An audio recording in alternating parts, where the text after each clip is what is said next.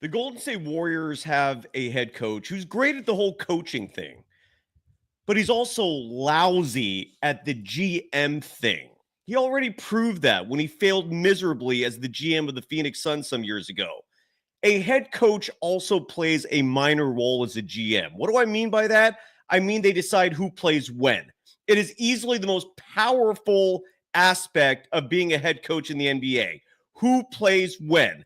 And once again, this moron, who's the head coach of the Golden State Warriors, failed miserably in that department tonight, costing the Warriors what should have been a very winnable game. Yes, the refs were atrocious. Yes, the Rockets' defensive scheme shut Stephen Curry down. But Steve Kerr is entirely to blame for this shit show of a game tonight that is leaving me fuming with rage. I'll explain why. This was embarrassing on his part. I don't know how or why people endlessly defend this overrated, grossly overrated head coach who routinely, continually forgets that one of the most important aspects of the game of basketball is size. And Houston reminded the Warriors tonight why that variable is so damn important. The Hobbits were back, and so too is a loss for the Golden State Warriors. Let's break it down. They always find something to nitpick, and that's because there's expectations for us to win. We are going to win the championship. Let's go. In a minute, I'ma need a sentimental man or woman to pump me up.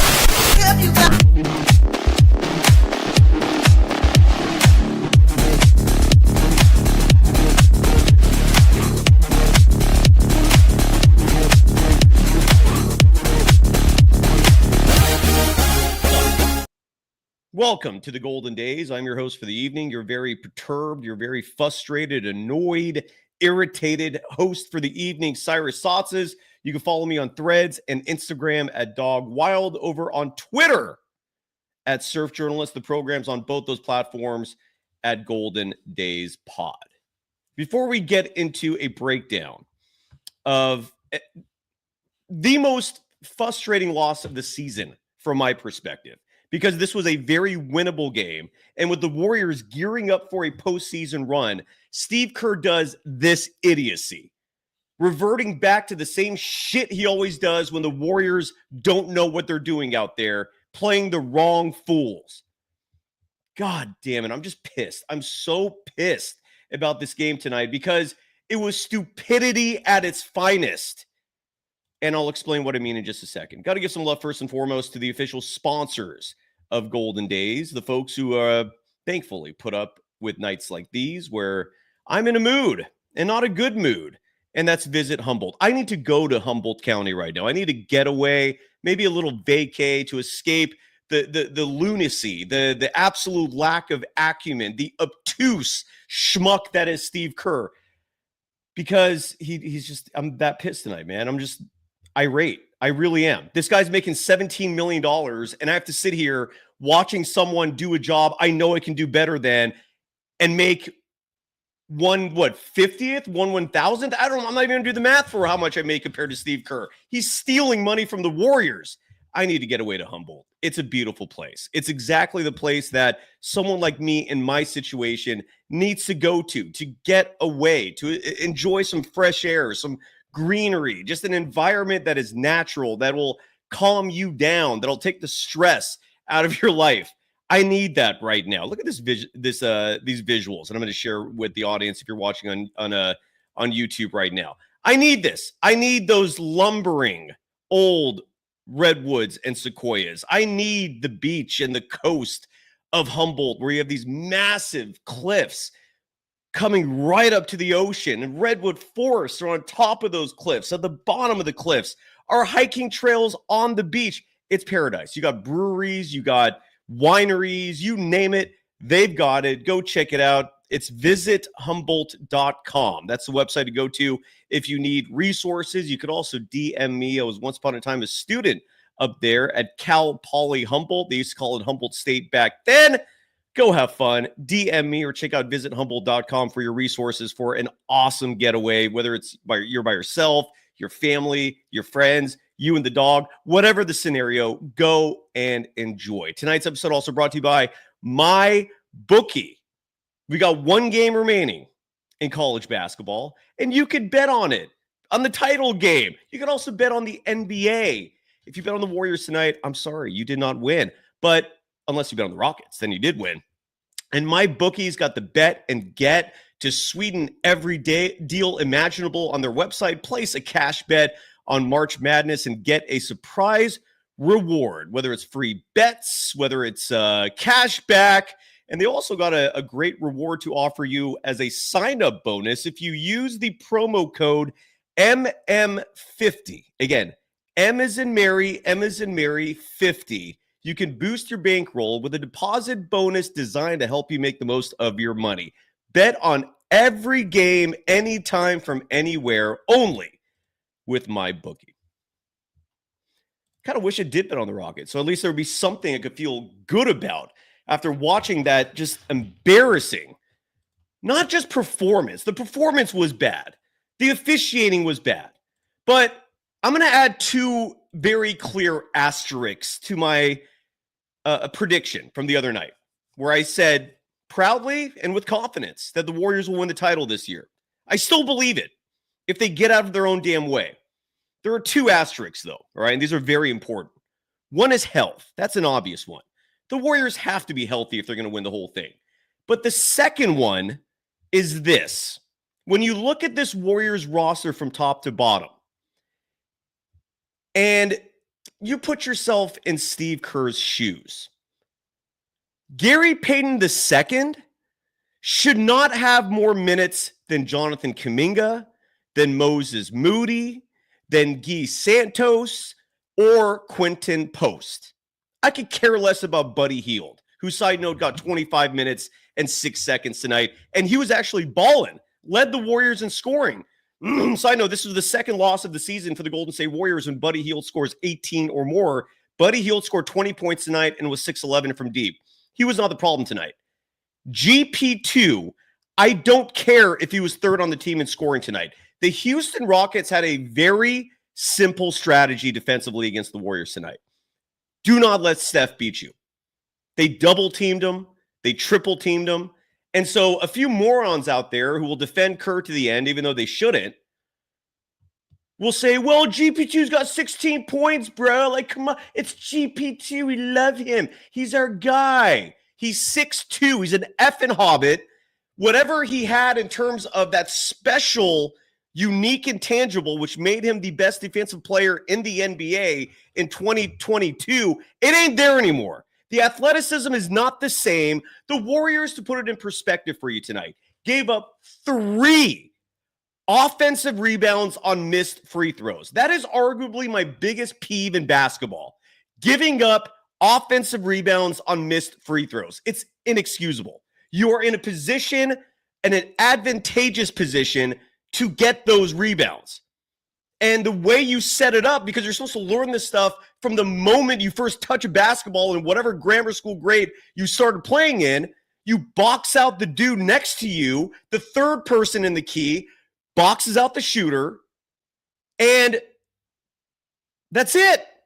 And if you do it effectively, you get those boards. Now, what can prevent even the perfect execution of a box out from you getting that rebound?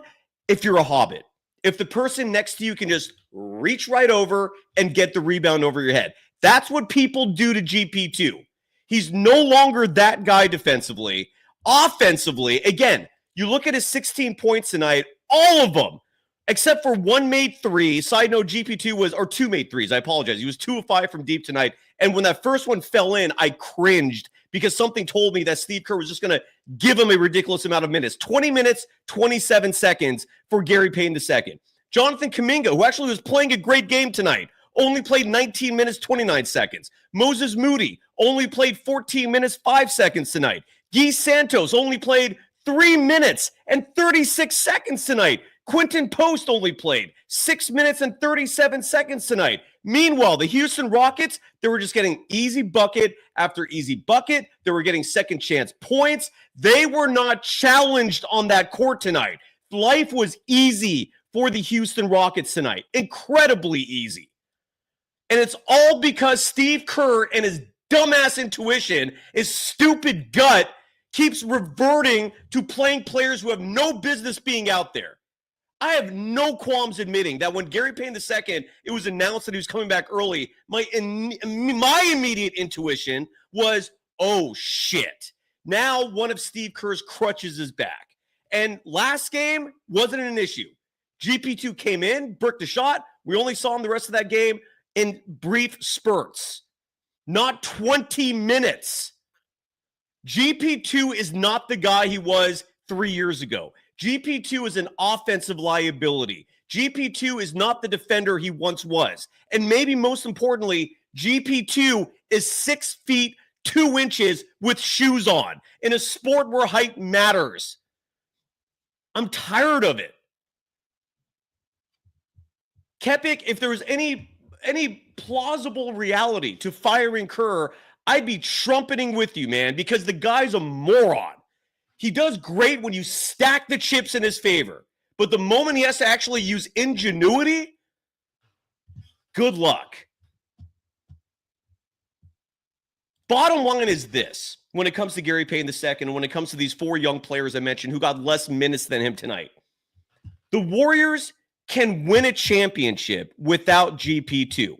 The Warriors cannot win a championship without Kaminga and Moody. And to a lesser extent, 2 other players who have played a huge role in them getting to where they are right now, Guy Santos and Quinton Post. If GP2 was out for the year, none of you would miss it. When GP2 is getting unnecessary minutes, costing other better players minutes, this happens. It's embarrassing. And Kai, who's turned into just a troll and an asshole and a moron, is laughing because apparently he takes more pleasure in the Warriors losing than winning, which makes you certainly not a fan, asshole. I don't know what the hell happened to you, man. You just turned into a schmuck, dude. Why don't you go listen to one of these other Twitter personalities who also don't know what the fuck they're talking about and pretend you're getting smarter in the process. Listen to your son. Way smarter than you, moron. And we look at the box score tonight. Stephen Curry was neutralized. You look at the other games the Warriors and Rockets have played this season. Kaminga and Moody thrived in those games. Kaminga almost single-handedly led the Warriors to victory in that overtime game in Houston. So what does Steve Kerr and his genius do tonight? Plays him 19 minutes, 29 seconds. Moses Moody, who has been a massively positive member of this team. How do you justify 14 minutes and 5 seconds for him? Embarrassing. Do not point to that box score and say, well, he got 16 points. Anybody would have gotten those points if they were in his position. The vast majority of his buckets came because Steph was double and triple teamed, and GP2 was just handed the ball and dumped it right in. Steve Kerr's a schmuck for this. And what's really frustrating is that this is probably the only program pointing out what has gone wrong.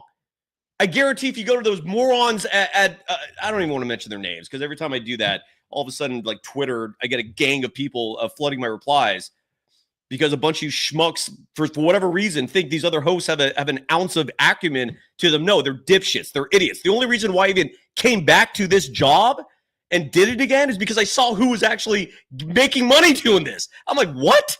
Those guys are thriving? I'm coming back. That it's a joke what this scene looks like in terms of Warriors podcasters and YouTube hosts. They're morons. None of them want anything to do with me because they know I'll school their asses from an intellectual, logical perspective. They're great at being homers. For whatever reason, they have an appeal to a lot of you. I don't know what it is, but none of them are going to be calling out what is obviously wrong with this team tonight and in a lot of games that they lost this season. It is Steve Kerr, who is an idiot when it comes to personnel decisions. He's a moron at it. There is no other justification for it. What is the justification? What is the logic for penalizing Kaminga, Moody, Guy, and Quinton Post tonight? I mean, the result did not justify it, obviously. It's asinine shit, man. Yeah, this is one of them right there. Those schmucks, the moment I saw them actually like getting traffic, this was back in like 2015, after I've been grinding for like 12 years of my life covering this team behind the scenes. The only reason why I didn't have a microphone is because a dumb piece of shit named Lee Hammer, who was borderline racist, certainly was toward me, would not give me the opportunity. And now everyone and their mother gets opportunities. So yeah, when I saw those guys, they maybe are nice. The Sam dude was an asshole to me. So yeah, I have an issue with him. I don't know about the other guy, but when the moment I saw those schmucks actually achieving success, I'm like, what the F is going on here? I'm back. And I was thankful. I was lucky enough to have Believe emerge as a network. Rick Barry, who I've always had a relationship with. I had a few other players lined up too if he wasn't available to co-host with me at that time. But yeah, and I don't, who knows what the hell those idiots are saying. The KNBRs, the games of the world. They're just Kerr ass kissers, man. Morons everywhere. So if you're here, thank you. Because even though I'm riled up tonight and yes, I'm emotional. Because I do not have a tolerance for stupidity in this world, especially from individuals in positions of power. If you are making $17 million a year, if you're the head coach of a basketball team that millions upon millions of people love and adore, I will call your ass out when you do stupid shit like this tonight.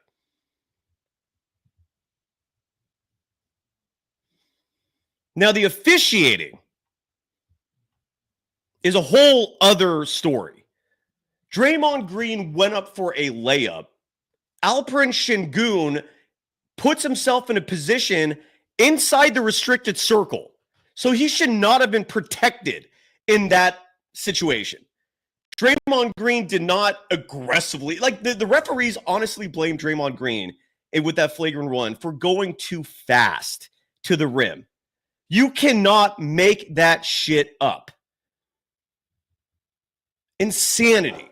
The Warriors got screwed over with the rigged game in Dallas a month or so ago. And tonight was another example of, in this case, the referees having a very clear bias against Draymond Green. Bryce Wade dropping $1.99, saying that the refs did not let the Warriors play defense tonight. Wholeheartedly agree. It didn't help, though, that Steve Kerr put out a Hobbit lineup again, because when you're that small, you can get exposed and pick up easy fouls. That's a part of it, too. Ryan 3000 $1.99 saying the call on Draymond was so absurd it flipped the game. It did. The Warriors were actually in control for most of the way, and even the Rockets a ball don't lie missed free throws ultimately did not help, because Fred VanVleet, for example, got called. Draymond Green got called for fouling Fred VanVleet as the buzzer sounded at the end of the first half. He goes to the free throw line, just adding to the absurdity of this night. Bricked both his free throws. Side note. But didn't matter. The officials were embarrassing. I cannot wait for the day when referees are replaced by automation, because at least then we'll get consistency and we won't get bias. That was embarrassingly bad by the officials tonight. Armando Lara dropping $4.99, saying, how many dumb overmatched turnovers did Podziemski have? Keep playing him. Brandon Podziemski tonight, that's an interesting take, because Podziemski, I feel like, was one of the only bright sides or bright spots in this game tonight. Podziemski was 7 of 14 from the field, 4 of 9 from deep. Him, along with the rest of the starters, were atrocious. He was a minus 18 in terms of net rating, but did have 19 points, second on the team in scoring. Armando, I'm curious about picking on Podz of all people. I hear you. And then Armando Lara adding another 49, $4.99, saying I'm going full throttle Draymond. Actually bring him down to earth. I don't know what that means, but thank you for the donations, brother. It's always appreciated. Armando Lara, side note, a brilliant professor at UC Berkeley. Bravo. Well, the Art of War is saying that the Warriors only lost because Stephen Curry was shut down. Again, this is why I am specifically calling out Steve Kerr for this. Where the hell were the adjustments? How are you not prepared for a defense set up schematically to shut down your best player? Where was the adjustment? His brilliant adjustment. Oh, look, and there's the obtuse fool right now sitting behind the mic who's going to make some sort of shitty excuse like, oh, well, they took the momentum when the official. Well, no, take some goddamn accountability and admit that your rotations failed tonight. You did not make any adjustments tonight to make up for that defensive set. It should not have come as a surprise that the Houston Rockets doubled and triple teamed Stephen Curry. What is surprising to me is that Steve Kerr did jack shit to adjust for it. J-Dub saying Steve Kerr can only coach a game if Stephen Curry goes for 40. Case in point, the Olympics. In a lot of ways, I know this is going to sound crazy, and I want to think about this so I don't make sure I'm not going to regret this in hindsight. Let me phrase this the best way possible.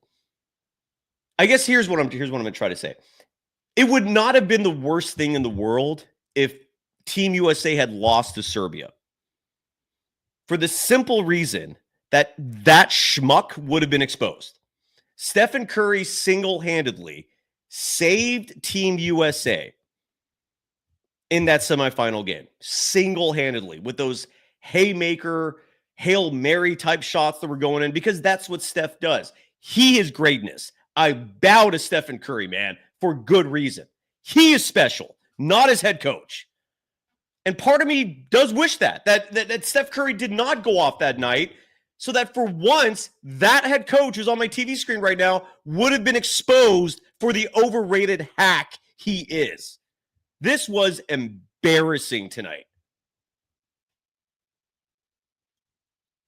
Vladimir Sempios writing that Kerr was exposed again. He doesn't really know how to set plays and adjust. Yeah, you're right. This was a bad game. This was a winnable game. That's the part that hurts the most for me, is that they should have and could have won this game. I never in a million years thought that the Warriors going through this 4-game gauntlet of the Grizzlies, the Lakers, the Nuggets, and then the Rockets would go 3-1, and it left a bad taste in my mouth. Yet that's where we are, because that coach has crutches. That coach, when the heat goes up, does not know what to do except point to his veterans and his favorite stepson, Brandon Pajemski, who thankfully is delivering. I know, Armando Laura, you weren't happy with him tonight. Some more specifics would be welcome. You don't have to add more donations to elaborate on what Pajemski was doing tonight that bothered you, but JJ Lee, by the way, $4.99 in the chat, saying Ben Taylor, I don't know who that is always on some BS. Fred Van Vliet infamously called him out once and got fined. Oh, that's the official. Yeah, you're absolutely right. That son of a bitch, man. Again, I cannot wait for these officials who are doing nothing to help a game that is struggling here in the U.S. with popularity. All they do is hurt the product. Yet Adam Silver, whose luster has clearly lost its shine in recent years as the commissioner of the NBA, doing nothing about it.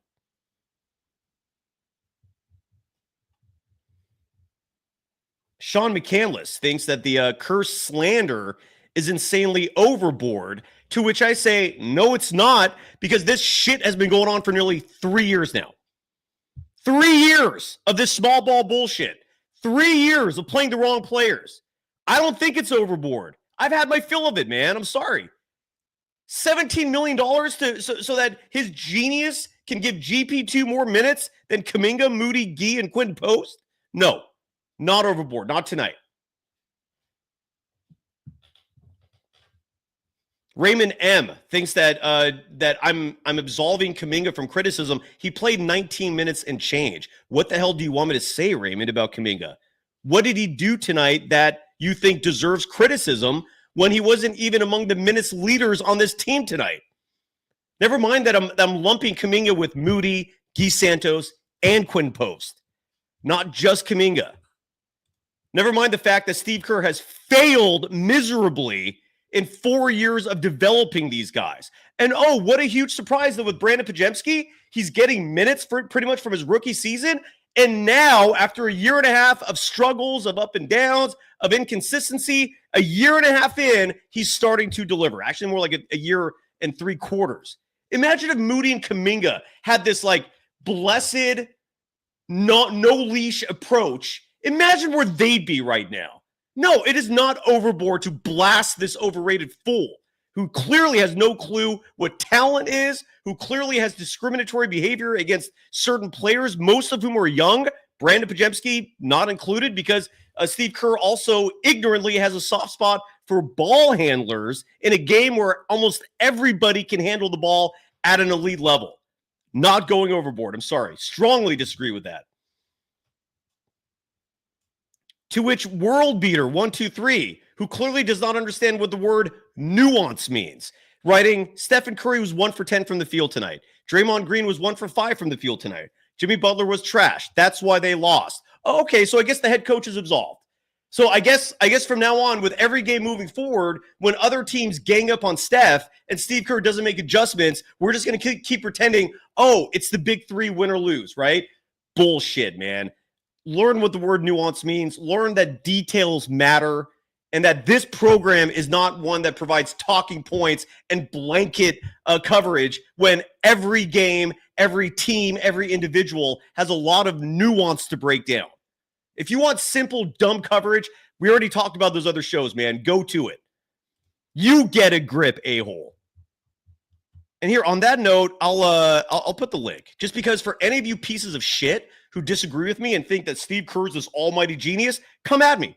Defend yourself. Otherwise, shut the F up with your keyboard warrior crap, man. No respect for that here tonight. Ever, period. I have no respect for it, period. I have no respect for anonymity. I have no respect for people who cannot actually talk verbally. It's called interpersonal communication, and you can only type little criticisms on a keyboard. You're a puss. You're a weak human being, and I'm judging you for that. Come on the show if you disagree. Julian. Oh, your device is not connected. Ryan, too, is on the program. What's up, man? How you doing?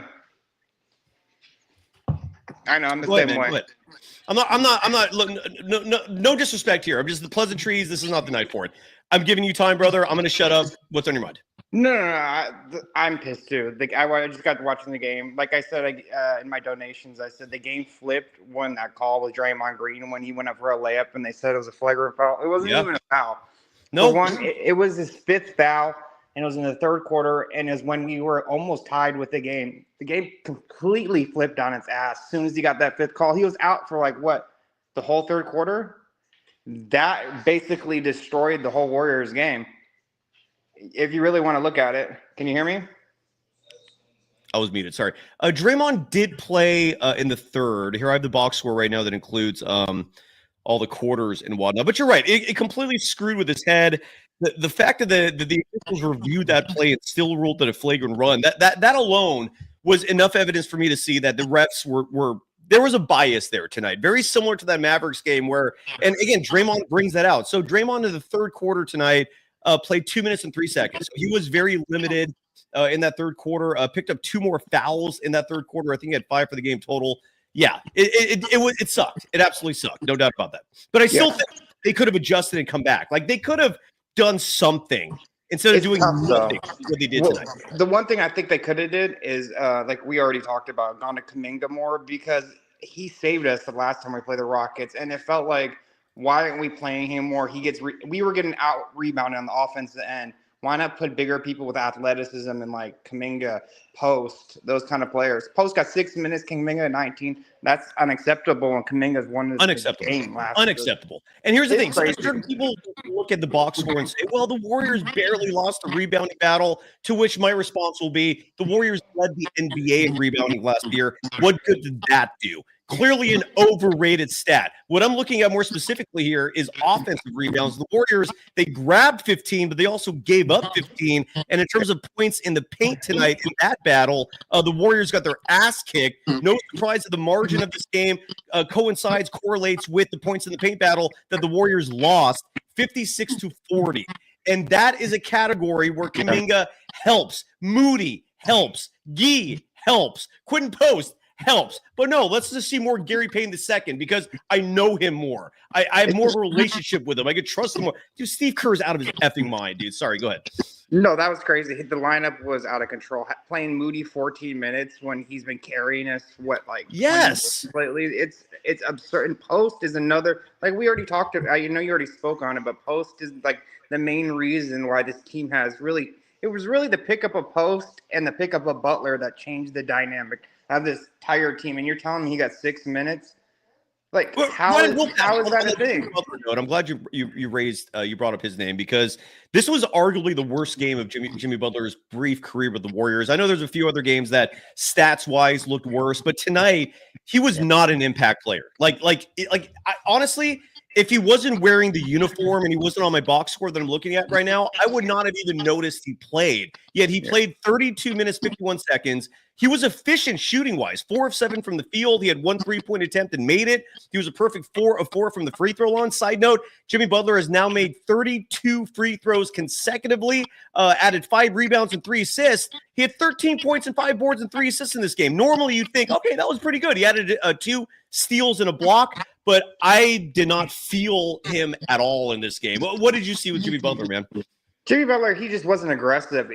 I wonder if this is like forearms bothering him, because he needs to be more aggressive, like when Draymond Green's out, because Draymond Green's kind of like aggressive mode when they're double teaming Steph. He needs to be the more aggressive, like the pick, like when they just hand off the ball to like Draymond. He needs to do the same thing because he's so good at getting the foul line. Why does he pass so much? I know he's trying to get everyone involved, but sometimes everyone's not hitting their shots. So he needs to be more aggressive, get to the line. It just needs to happen sometimes. BG is calling me a homer. How am I a homer when all I'm doing is ripping this team tonight? Do me a favor. I've already invited you and everyone else on this program. I'm putting you in timeout for being an asshole, a name calling. Next time, either come on the show or shut the F up with the insults, man. Be specific. How am I being a homer? Sorry, Ryan, continue. I forgot what I was saying. I was just saying that Butler just needs to go inside and drive when Draymond Green was basically out for like a ton of time. You know how like Curry and Draymond have like the handoff thing when he's not shooting, he's getting double team. He just goes right to goes to the layup or gets fouled. Why can't he do the same thing? You know what I mean? Try to get fouled. And the one thing that bothered me today, I wanted to say about Kaminga. I love Kaminga. I think he's a great player. The one thing that bothered me lately, these last 2 games, he does that swipe through move too much. Instead of going for the swipe through, he needs to go up like strong and go for the just try to make the shot or just create content. Are you talking about Kaminga? Yeah, he does a lot of swipe throughs, trying to get the foul. Instead of doing that, I'm not like a basketball coach, but I see a lot of him doing, the swipe through move. Normally it works. That's why he does it. Tonight, the refs were not calling it. I'm with you. Yeah. There were like 2 or 3 plays tonight where he did the swipe through, and the refs just swallowed the whistle, and it was inexplicable. There's a reason why Kaminga and Jimmy Butler are your top 2 your top 2 leaders in free throw attempts. Kaminga was leading in that category until Jimmy Butler got here. I have no issue with that swipe through because it's going to get you to the line. Tonight, though, the refs were not blowing the whistle except for Houston's favor. But that's just me. I don't know. That's not something that I'm going to die on a hill for, but I don't think that that's a problem. That's just me. I don't know. But you don't like it? There's a pro, though, tonight that we can look at. There's some silver lining. Podz is turning into a star, or at least, this is the 3rd night in a row. He's just lighting it on fire. We could look at that, and we just went 3-1 against like the hardest teams in the NBA. We got to look at some silver lining and just not be negative. You know what I mean? 3-1 versus hard teams. Podz is becoming basically our version of Austin Reeves. We got Steph Curry. We got Kaminga. We need more minutes. GP2 needs to sit on the bench. We need to play post more. We have to play post more because he is one of the reasons why we won so much. And I will also say I think Guy Santos deserves more of a run. Like that. When GP2 was out, I didn't miss him at all. At all. I didn't hear anyone else miss him either because when he's out, those minutes are all going to Kaminga, Moody, Guy, and Coast. 4 players who are bigger, who are younger, athleticism-wise, it depends on the player, but they bring so much more to the table. GP2 is great at, again, one-man defense. Certain opponents call for it, and I respect that, right? Like Guy Santos, GP2 playing defense on a Luka Doncic, for example. Those are good minutes in brief spurts. Who was GP2 guarding tonight that made him so invaluable to give him more minutes than those other 4? I don't get it, man. Like the Warriors, if Steve Kerr does this, the reason why I'm so riled up tonight is because if Steve Kerr does this in the postseason, you're costing Steph a 5th championship. That's why I'm so riled up. Because the Warriors finally had a model in place where if they just continue that into the postseason, you've got yourself a 5th championship of this dynasty. If you do this GP2 bullshit, you're out. You're not going to win. Plain and simple. And the Rockets showed why. Because GP2 is 6 feet 2 fucking inches, man. Like how complicated is this? That 6'2" is small in the NBA. I'm just sorry, man. You Go have ahead. a- you I have want to a bring other point. people on too. No, Yeah. I'll say one last thing. You have a point too, because we just won 3 of the hardest teams without GP2. You bring them in, what happens? You know what I mean? What happens? Exactly, dude. And that's why I'm so pissed, because the Warriors literally just beat 3 of the best teams in the NBA. And what does Steve Kerr do? I'm going to switch it up. I know, so silly. Are you moron? Like, well, why? Yeah, Why it's switch it up? ridiculous. Mhm, Anyways, mhm. Ryan, I want to get to other people because they're waiting No. forever, man. Have a great night, brother. I'm sorry You too. for my mood. I know I'm not perfect tonight. I'm the same way. pissed Don't off. worry about it. But thank you sincerely, brother. I really appreciate it. I know Ryan Leon's going to join us. I just want to make sure he's not waiting. Okay, I'm going to bring 2 people on at a time. Julian and Nathan. You're on the program. Julian, you first, followed by Nathan. Julian, how you doing, man? I'm doing well. So I'll try to switch it up, bring a new subject. Did you see the highlight of when the Nuggets lost a few games ago to that 3-point shooter? Last play, Russell Westbrook fouled a 3-point shooter. And Yeah. The one where they blew the game at the end. Yes. Okay. So I bring that subject up because I do not understand the consistency of refs have when they call this. That shot, Russell Westbrook fouling him had no effect on the shot. It was outside of his hands, about 2 feet away from him, and he barely clipped him on his non-shooting arm. And so I bring that up because Steph Curry gets clobbered on his shots at least 2 to 3 times a game. And there was a play this time in this game where he shot and the guy ran into his body, knocked Curry down. And that was such an obvious foul that everyone stopped playing, and it led to an open dunk for the Rockets down the end. And just like that Draymond Green reverse call that there should have been an and one, those are momentum killers. And I just don't understand how pretty much the most popular play in the league is treated like garbage and trash. So your thoughts? You're absolutely right. And Nathan, I'm going to bring you on in just 1 second. I want to try something here real quickly because I see all these other shows just keep running basketball highlights, and for some reason they get away with it. And one thing I think I realized where I can circumvent this, I want to play a highlight right now is what I'm trying to say without getting penalized monetarily. If you're watching a recording of this and suddenly you see a jump here, that's because I got penalized and I had to trim out that video highlight. But this play, and one thing I'm realizing is if there's no, I'm going to try to do this without playing audio.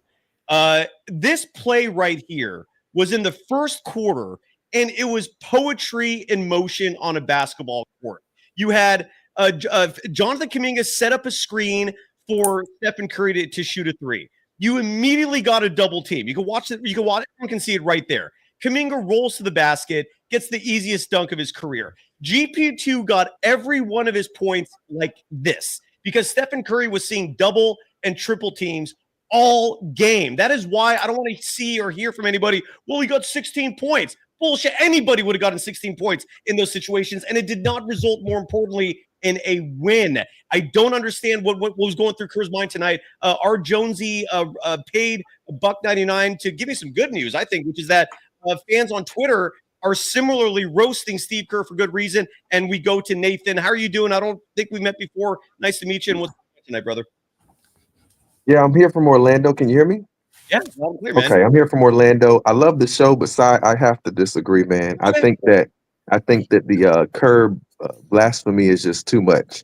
Why? You know, if Steph scores 20 points, we win this game. You know, the Rockets have a swirling defense, has had a good defense all year. They employed a strategy on Steph, and as you see, yes, he could get out of it, but I can't agree with the Gary Payton slander because Why? He did get 16 points. He was 40% from the 3, got 3 steals. I get the desire for Kaminga to be in and Moody to be in, but this was just a simple fact of Gee and Post. But this is a simple fact of this is a simple fact that Kerr, our best player, had 3 points. If he scores 20 points, we're not having this conversation. So that's not a Kerr thing. I mean, listen, got to be honest. These guys are older.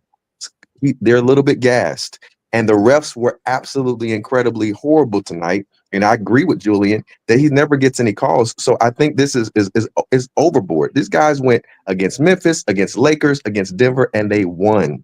This is a win. If Steph gets just 20 points, we win the game. We sweep this series. I'm not going over and above with this.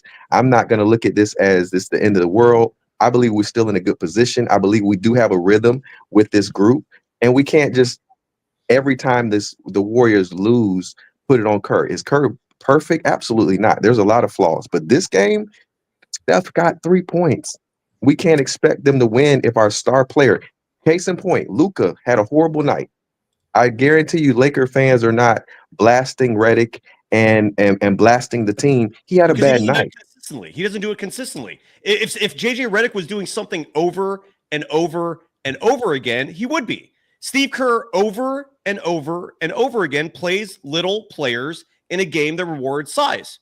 And we're 19 and 2, I think. If we're gonna make this work, you need, first of all, you got to let me be in control here.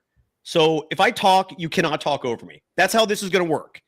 With that said, why do you absolve Steve Kerr of not making adjustments when Stephen Curry is getting doubled and triple teamed every possession? That's why he had 3 points tonight, is because the Rockets, their entire scheme was shut him down.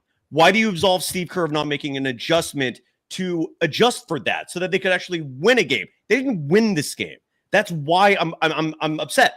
And this strategy was not in play for the last 3 games. GP2 was not playing serious minutes in the last 3 games. So why are you not critical of Kerr for not making adjustments for first Curry and for giving GP2 more minutes than 4 younger, bigger players who have been delivering for you? Why are you absolving him of that?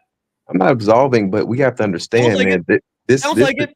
No, I'm not. You're telling me I'm overreacting. So why are you not criticizing him? I'm going to say it because that's every team's scandal.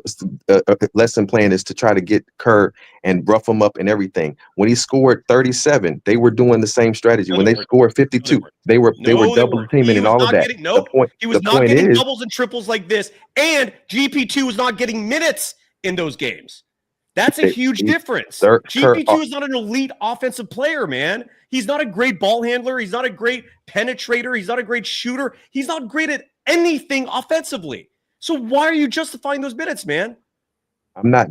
It's not about justifying the minutes. What I'm saying is that the game plan against Steph is to rough him up, send 2-3 defenders on him, and then he can see out of that. That's not abnormal. But Kerr has been able to overcome that. And so has Steph has been able to overcome that. But the one time he scores 3 points, now we're going to crucify Kerr. He had a bad game. And if he scores 20 points, we win the game. So I can't say that we're just going to crucify everybody just because Steph had a bad game. And I don't believe that Steph is going to have a bad game the next game. I just think we have to be a little bit more rational with the thought process. Not saying Kerr is perfect. I agree with you on a lot of points you make. I love the show. But sometimes there's a little bit of a bias. And it's like, we're in a great position. Like we won 3 out of the 4, which nobody would have thought we would have done that. And so this was a bad game from from Steph. We're gonna have an amazing game the next game, and we gotta move on from this. We can't just be crucifying Kerr for every little thing.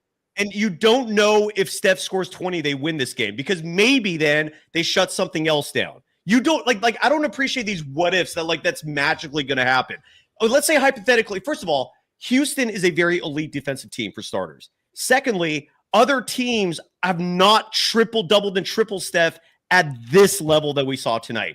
It was swarming. He was seeing these double teams and triple teams at half court the moment he crossed the line. I guess here's what I'm trying to say first and foremost. When we have to give the benefit of the doubt to someone, and we're in a position where, let's say, you're basically saying tonight's loss, the blame is on Steph. Is that what you're saying? No, not at all. Not at all. But I got to look at it like Dre. I'm asking you a question, Nathan. Whose fault is it that they lost tonight's game?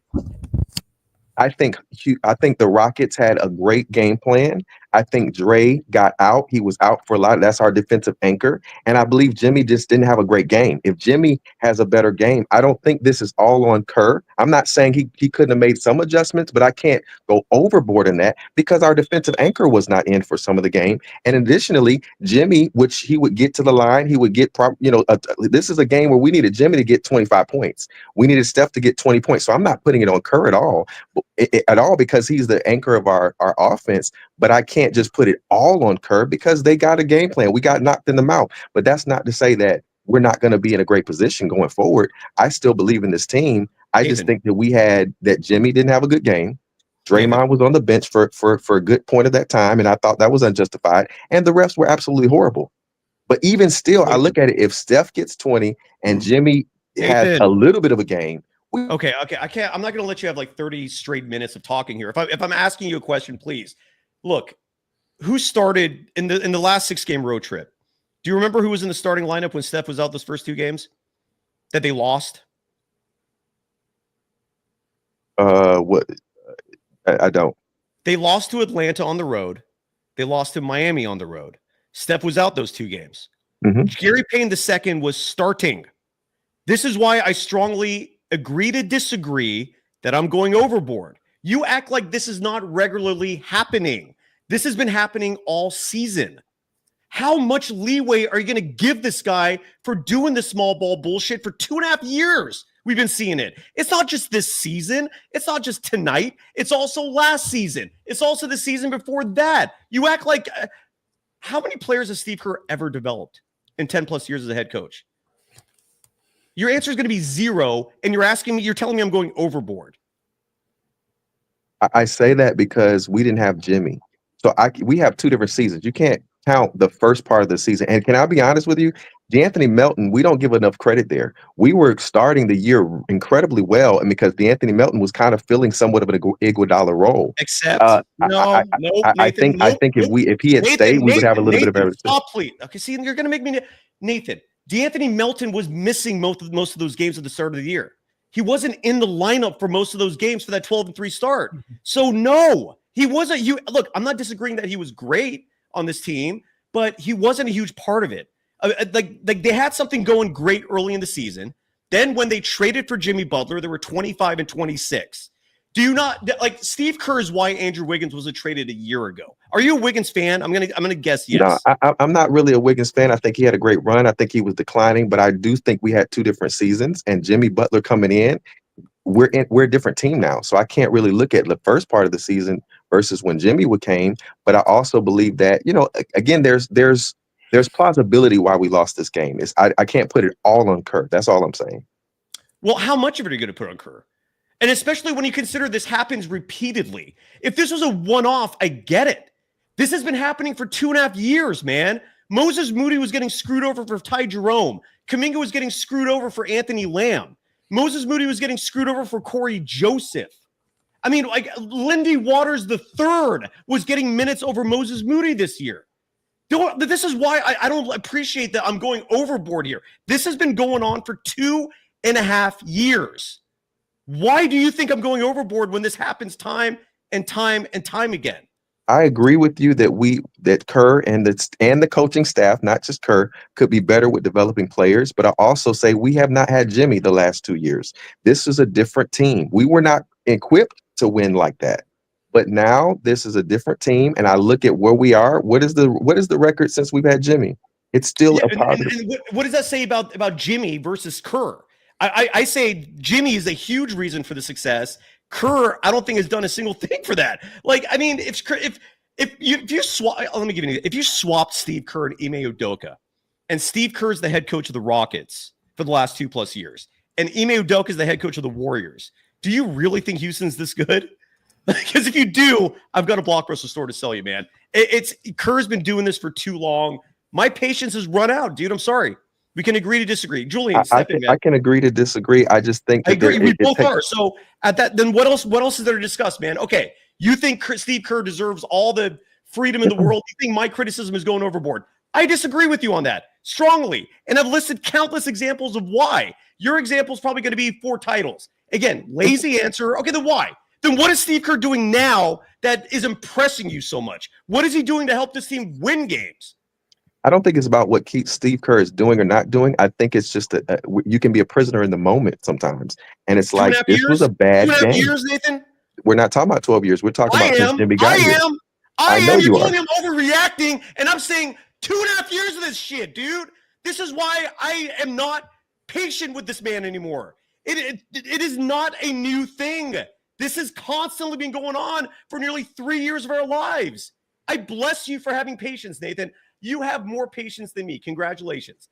I don't have the patience for this shit. I'm getting old watching this asshole constantly play the wrong guys, man. Julian, why are you so quiet, dude? Jump in. Oh, no, I was just letting you guys speak.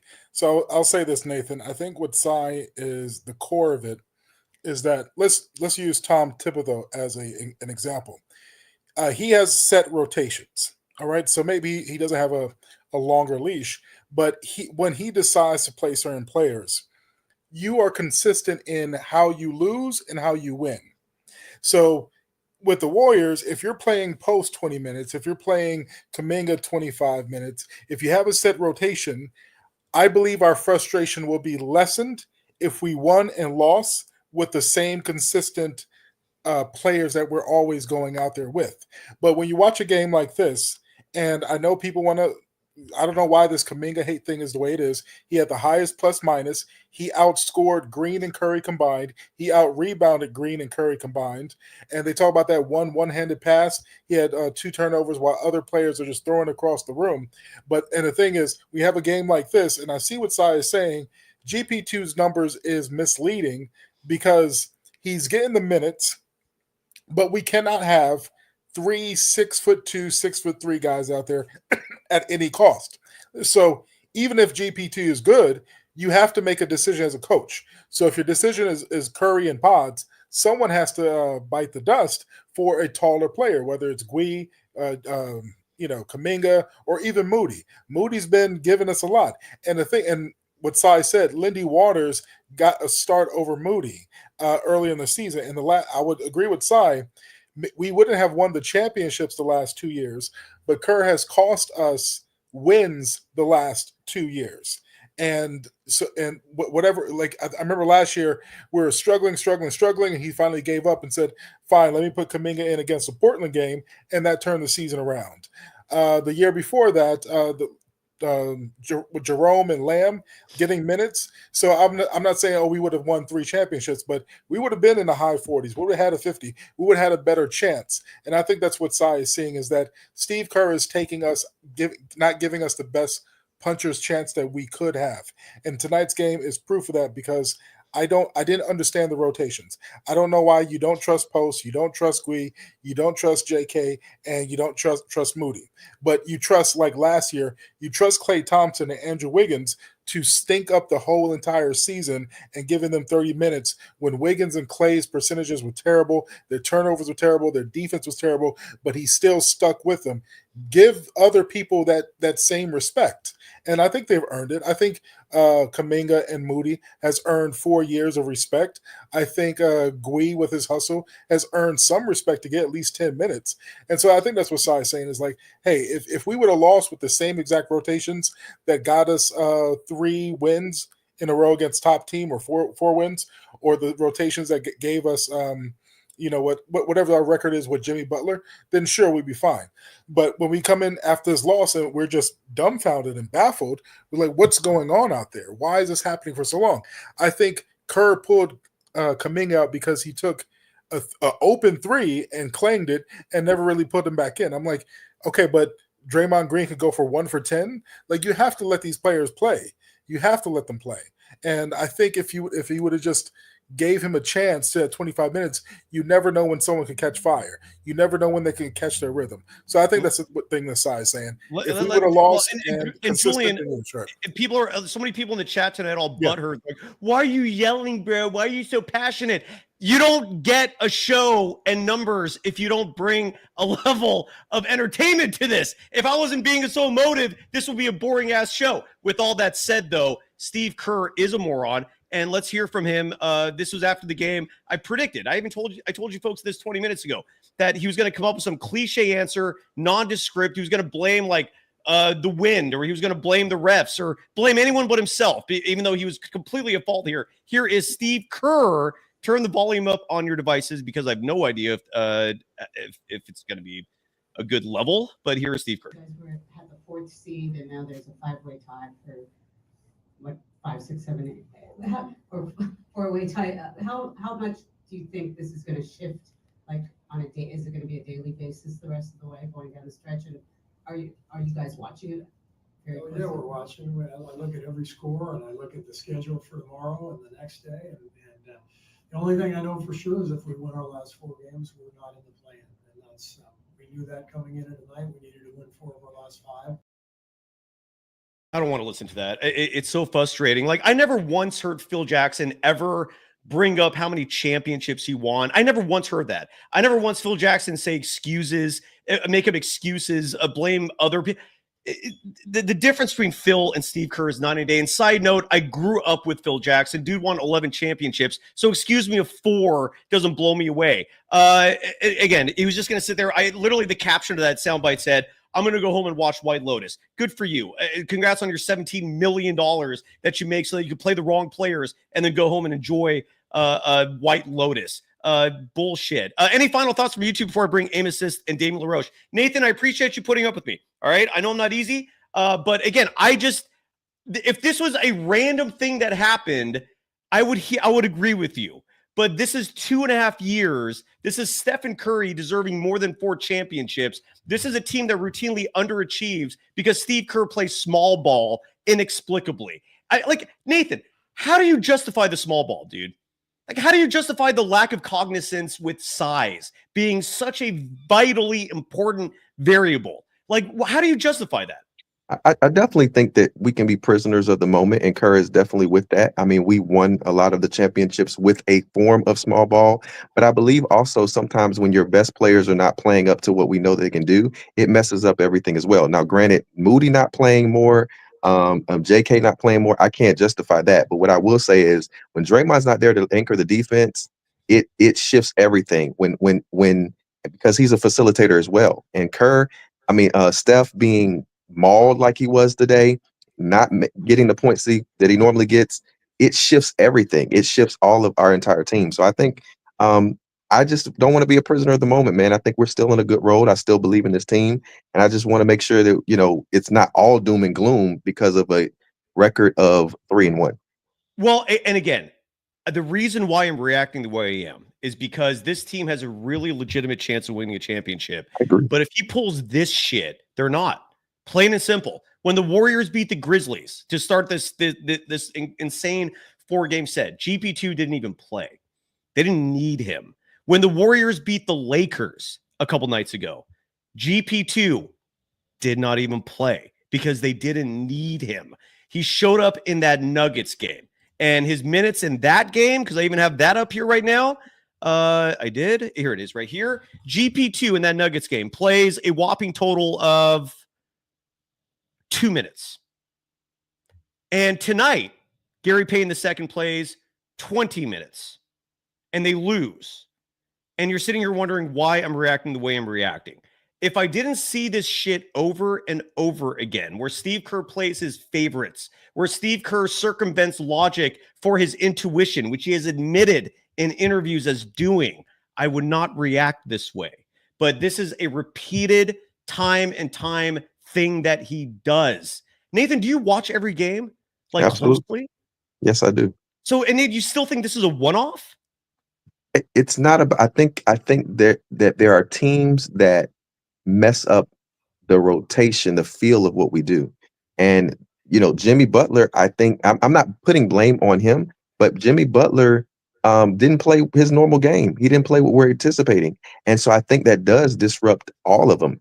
I think a lot of reasons why we've seen these young guys develop may not be Kerr, but I think Jimmy Butler has a lot to do with that. If Jimmy Butler's not playing the way we know he can play, I think it disrupts the whole flow. And then Draymond was out because of these dumb calls. I think that's more of a reason versus the rotations. I think it was so Nathan, so you're telling me that when something disrupts the flows, it's too much for Steve Kerr to handle to make in-game adjustments? No, but I think Kerr, I kind of believe Kerr trusts his team a little bit more than just demanding. So when Jimmy's out there, he's trusting Jimmy can do what he needs to do. And same thing with Draymond, can see the floor. When that's not happening, I agree. You can make some adjustments, but at the same time, if your top 3 players are not playing up to par, I don't care what adjustments you make, you're not going to win. And again, Frank Grimes in the chat saying I'm melting down tonight, whereas 2 days ago I was predicting a championship. There is a very clear reason for that. GP2 played 2 minutes 2 games ago. He played 20 tonight. And there is a very clear correlation between why this team won and they lost. GP2, and again, I don't take pleasure in blasting him, but he is not the right player for this team at this point in the season. Not at all. Maybe for spot moments. Like in the Denver game, for example, we saw him at the end of quarters, at the end of halves, right? Playing very specific moments where he would defend inbound plays. So, like that, great. That's a role. That's a good role for GP2. Being out there with Steph and Pajemski for extended minutes, where you now have 3 guards out there who are 6'2", 6'3", and 6'4", that's blasphemous, dude. And again, Steve Kerr's been doing this shit for 2.5 years, almost 3 years now. That is why I don't think my reaction is overboard. The stakes are so damn high. We only have 4 games remaining until the postseason, and he's pulling this shit now, right before the playoffs start, with playoff seeding on the line. The Clippers are now the 5 seed, folks. They're the Clippers. The Warriors, incredibly, are still 6. But if they lose one more game, they're 8th. Now you're a play-in team, which, by the way, and that was the 3 caveats for my prediction. Frank Grimes, who's a total asshole most of the time. And again, for the millionth time, Frank, Kaminga, Moody, Guy Santos, Quentin Post. 4 dudes I'm talking about tonight. I never once specified just Kaminga. I mentioned 4 names over and over and over again. 4 guys who were getting way more minutes than GP2 was getting, and you saw the success. And I guess my gripe is, if you're Steve Kerr making $17, $18 million a year, how the F do you not see it? This is why I'm fed up, because this is common sense. It is common sense that you look at your roster and Gary Payton II is your odd man out. But apparently Steve Kerr doesn't have common sense. Nathan, do you not think it's common sense that when you're winning games time and time and again with a certain 4 players who are actually showing up and resulting in wins, that you don't diminish their minutes? Like, make that make sense, man. I just think people can be. You won 3 games against the Grizzlies, the Lakers, and the Nuggets. Kaminga, Moody, Guy Santos, Quentin Post were all pivotal players, and you don't play them in this game? Make that make sense. That's all I'm trying to say. Make that make sense, Nathan. I think you can. I think there's prisoners of the moment, man. Listen, there are people, the crazy people on the chat would say that Kaminga came in and disrupt the flow. That makes no sense, because we know the value Kaminga has. But at the same time, others can disrupt the flow as well. And so I just think this is prison of the moment, man. I think the next game we'll see some differences. How long have you been watching the show, dude? Because I know I sound like a broken record to myself for 2.5 years. So I don't understand this prison of the moment line you keep telling me. Like, are you new to the show? I've watched for about a year. I remember you on the other show and watched the show. Prison of the moment, dude. I mean, it's not. There's nothing new here. This is the same shit. This is why I'm so frustrated. He keeps doing this shit. This is not a prisoner of the moment thing, man. Make it make sense that with 4 games remaining in the regular season, with a game and a half separating seeds 3 through 8, this moment that you keep claiming is just a prisoner moment thing. This is a very important moment. It is not very different than doing something like this in, let's say, a play-in game where it's single elimination. Do you remember last play-in where Klay Thompson got 32 minutes in that game? We're in 0 for 10. Justify that. That is why this is not a prisoner of the moment situation, Nathan. Do you understand why I'm baffled by you saying that repeatedly? Last play-in game, dude. Sacramento Kings beat the shit out of the Warriors. Klay Thompson got 32 minutes in that game, was 0 for 10. Make that make sense. How is this? I definitely can understand. I definitely understand that. That was atrocious. But I do also say that, Klay Thompson has been a fabric in the Warriors dynasty. So that's was a little bit. Feeling. You're right. That is clearly what's going on here, and that is why Kerr is a colossal disappointment to me, because he doesn't make decisions that are best for the team. He makes decisions largely based on his feelings. And that is F, dude. I want to get to other people here, man. Any final thoughts, Julian, before we go? You're muted. Okay, good. I'll say tonight's game, the issue was not scoring. So I know we're focusing on GP2's scoring, but it was offensive rebounds, and that's part of what killed us. So if we had bigger players out there, that would not have been the case as full as it is. And I would say, I think the reason why this is so disappointing, because I know that we can't win every game, but to have like 6 or 7 wins in a row, we had a chance of getting to the 3 seed, but we're not going to get there now unless Lakers win 3 out of 4. I mean, lose 3 out of 4. And we dropped we would have been the 4th seed tonight because the Nuggets lost, but now we're the 6th seed. So we went from a chance to be the 4th to win on our home court, and now we're the 6th seed, threatening 7th and 8th. So the pressure's on, and that's my final thoughts, is that I think this game should have been taken more seriously, especially by Steve Kerr. Nathan, I appreciate you for coming on, dude. I really do, man. It took guts. I get it. I appreciate you. I do. And again, we'll just have to agree to disagree in terms of Steve Kerr. But for me, this is not a prisoner of the moment situation. This has been going on for way too long. We do agree. Like Steve Kerr has his favorites.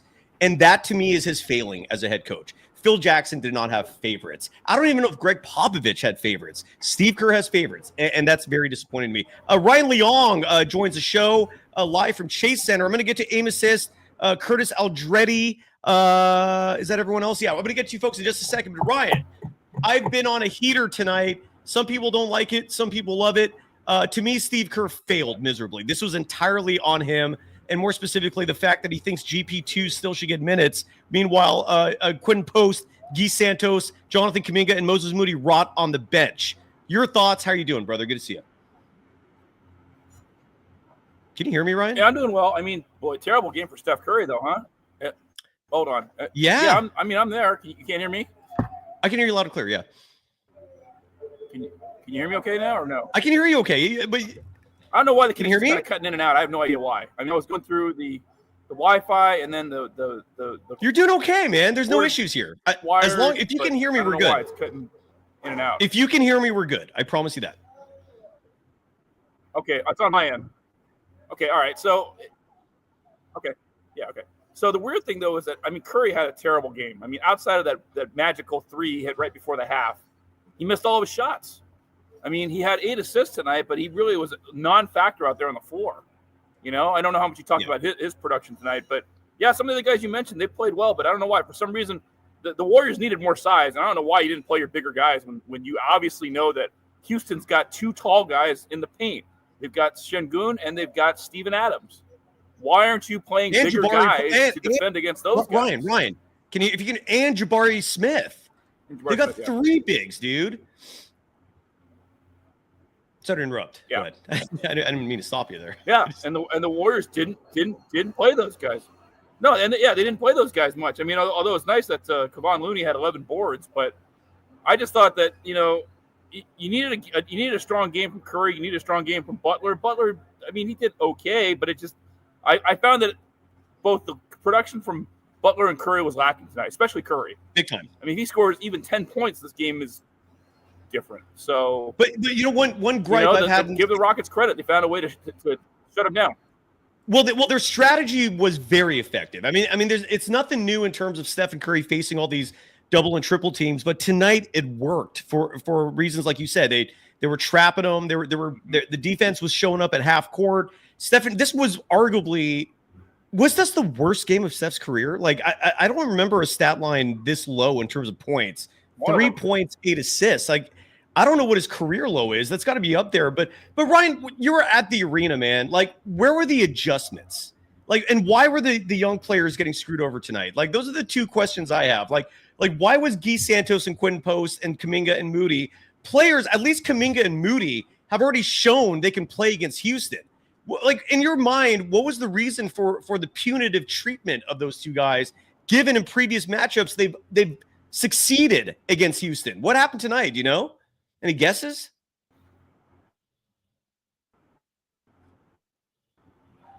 I don't know. I got to be honest. I mean, no.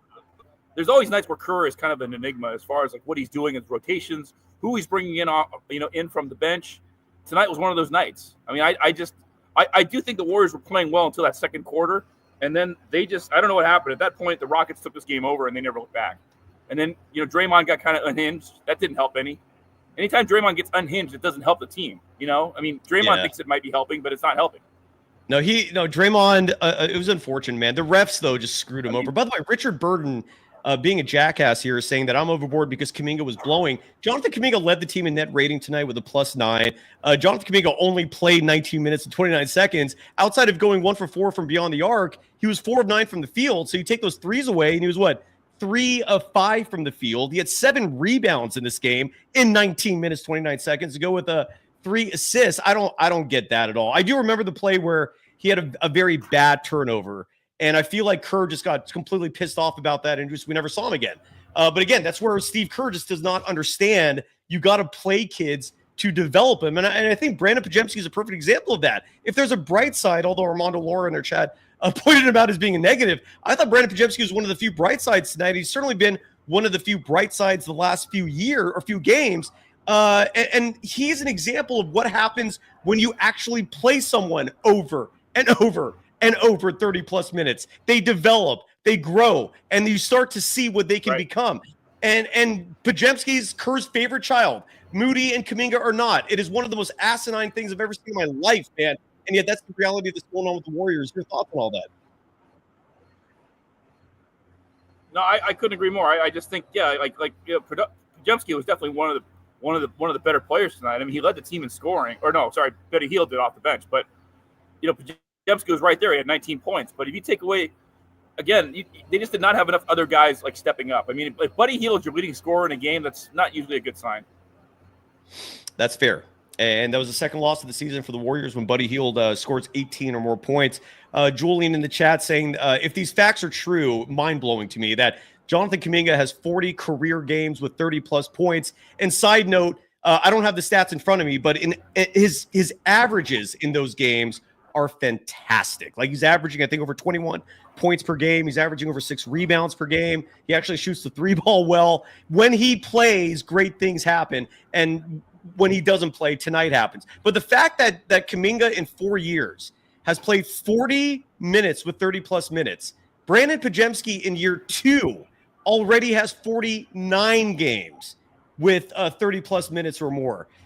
Do you have any explanation for that discriminatory, one-sided favoritism? Because this is why I don't think I'm going overboard. This treatment is asinine, dude. What are your thoughts?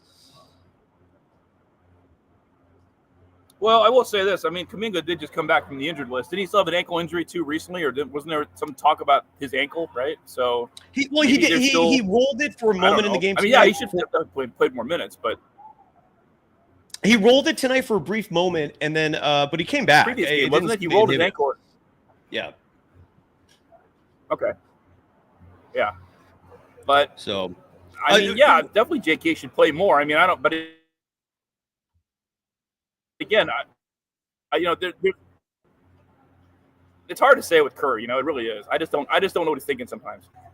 I don't either, and it's annoying as shit, man. And he's the highest paid coach in the NBA. That is one of the most ridiculous things ever. I'm gonna.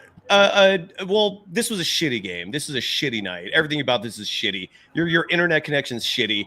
So I'm gonna let you go, brother, if you don't mind. Unless you want to stick around, I'll leave it up to you.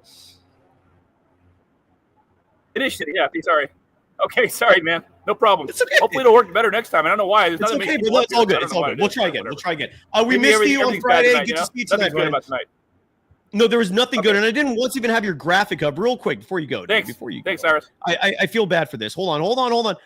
Again, people can follow you with whether it's your work with NBC News Radio, whether it's with Bay Area Sports Wrap. People can follow you on Twitter at Ryan Leong. I did at least. It was nice at least before you go.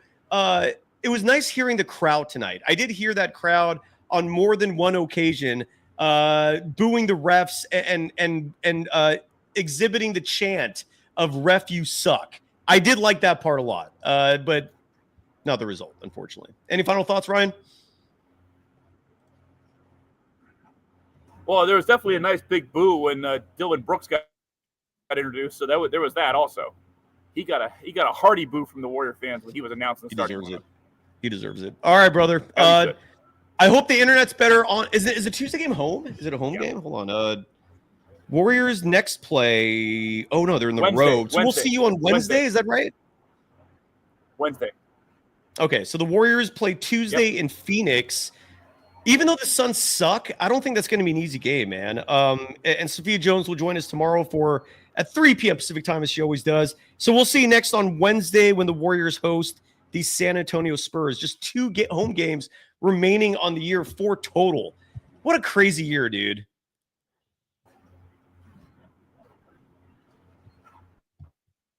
And Ryan just froze. Okay, we'll move on from that. And that right there, side note, is why I don't host games at Chase Arena, because that internet, there is zero guarantees that is going to work on a consistent basis. And it would absolutely suck balls if I went there, try to host a show and that happened, right? And it would just kill the whole program. I saw some ignorance here. Oh, I see. New Jersey writing that Brandon Podziemski is a more NBA player ready than Kaminga. Yeah, according to Steve Kerr.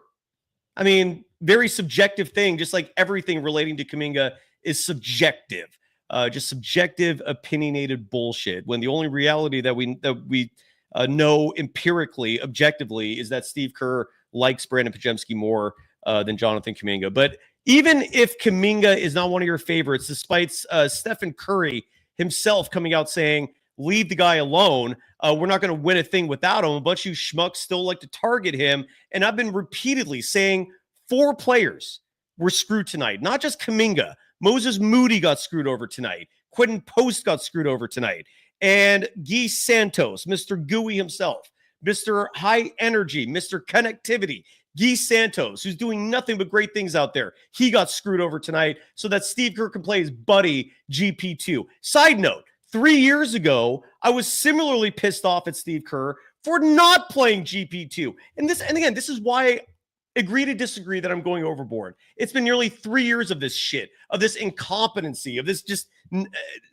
Again, I use the word obtuse for a very good reason when it comes to Steve Kerr. The dude's a stubborn, borderline prick. I know a lot of people say he's just this nicest guy ever. You know, I've heard a lot of different stories behind the scenes, and his obtuse nature. Yet again, screwing over a bunch of the players so that his favorites can get minutes, and this is the result. And of course, he absolves himself in the postgame. Curtis Aldretti is on the show. Curtis, let's try to make it brief, and then we'll go to Amos to wrap it up. How you doing, brother?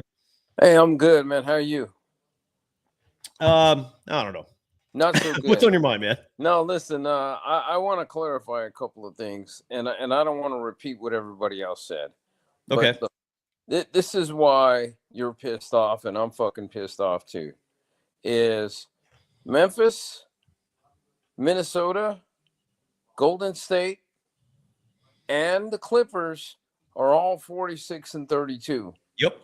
There is very little room for error. And this is why it pissed you off, because you've seen this movie over and over again when we're in a tight situation like this. And then I think it's Kerr's overconfidence. Oh, we won against 3 big teams. I can do what I want now. I'm so brilliant. I can just go ahead and do it my way. And then this shit happens, right? So I'm as fucking pissed off as you are, and I love the passion, right? Here's the other thing I wanted to say. I just got 2 more points. Oh, sorry, real quick. By the way, Dylan Verano saying at least the Giants are hot. I'm an A's fan, so that ain't working on me. My team's gone. I mean, baseball's not that big of a deal either. And by the way, Curtis, this chat is awesome. There's a bunch of just pieces of shit in the chat tonight. I'm relishing blocking them for good. Again, say what you want opinion-wise. The moment you get into name-calling, you're out. Life's too short for me. But G wrote something great here, which is that the Houston Rockets, who are currently the 2 seed in the NBA, how many young players are they playing? Alperen Şengün was in the same draft as Kaminga and Moses Moody. He's an all-star now. He plays minutes. That's why. It is not complicated. Amen Thompson, what is this, year 2? And he's out there getting minutes, kicking ass? But no, Steve Kerr, God forbid. It's so tired. And by the way, Curtis, I'll get back to you in 1 second here. I got to call out one other thing here. Hold on. I'm just curious. The great Guru. Is this the same Guru that's on 95.7 The Game? Because you're calling me a hater and saying I'm a hater. Who am I hating on? The $18 million a year head coach? Who's had all the privilege in the world, except for his dad. That part sucks, but at least he was an adult when that happened, so he could handle it better than being a child. But give me a break, man. I'm hating on someone who has a million times more power than I do? F off, Guru. I'm not hating. I'm just criticizing someone who deserves it. Curtis, go ahead. Sorry. A big part of why we lost was the rotation. Look, the Rockets were using their size to their advantage tonight. And what do you do when somebody, another team figures out a way to get an advantage on you? You counteract that advantage, right? How could we have counteracted that advantage? Well, we could have played with a little bit of size too. It's proven successful in the past when we played with some size, right? Agreed. And in this situation where Curry's not playing well, Jimmy Butler, in my opinion, was totally ineffective inside the paint and was getting blocked. We were missing layups. Whatever could have went wrong. But I still blame Kerr mostly. I also blame us not hitting shots and missing layups, but I still blame him mostly because we could have counteracted their size with a little bit of size, and that might have slowed them down. But instead, you have small guys running out to the three-point line, trying to stop a three-point shooter, and we made Jalen Green look great tonight, right? Yes. They had 3 guys on the floor that were 6'11", and we didn't do anything to counteract that. That's what pissed me off. Yeah. Would we have won the game? Maybe not, but this was embarrassing. It was an embarrassing loss that we could have won. Exactly. And I think if you would have changed it up a little bit, you might have given them a different look. And then Curry may have come back and started playing a little bit better. But instead, he just stood with the same old stubborn shit that he always does. So and look, and just to add to that, Curtis, like first of all, the Warriors are 7-5 this year without Steph. If Steph is in fact that big of a liability, like we saw tonight, you can't take him out for a little bit. I mean, like there was just Kerr did nothing. All he did was sit there with like a pouty face, just perplexed because Draymond Green was getting discriminatory treatment from the referee. Side note, nothing new there, and did nothing in terms of adjustments for this game. Just sat there with a pouty face and thought, hey, GP2, I'm just going to keep playing him because my youngsters, I don't trust my youngsters. Like, it's asinine, dude. If they're doubling and tripling Steph, pull them out for a little bit. Show them something different on the other side, right? But the other thing is, Draymond Green has got to learn one thing. When you piss the refs off, they're going to do this to you every time. Yeah, you're right. And he pisses them off.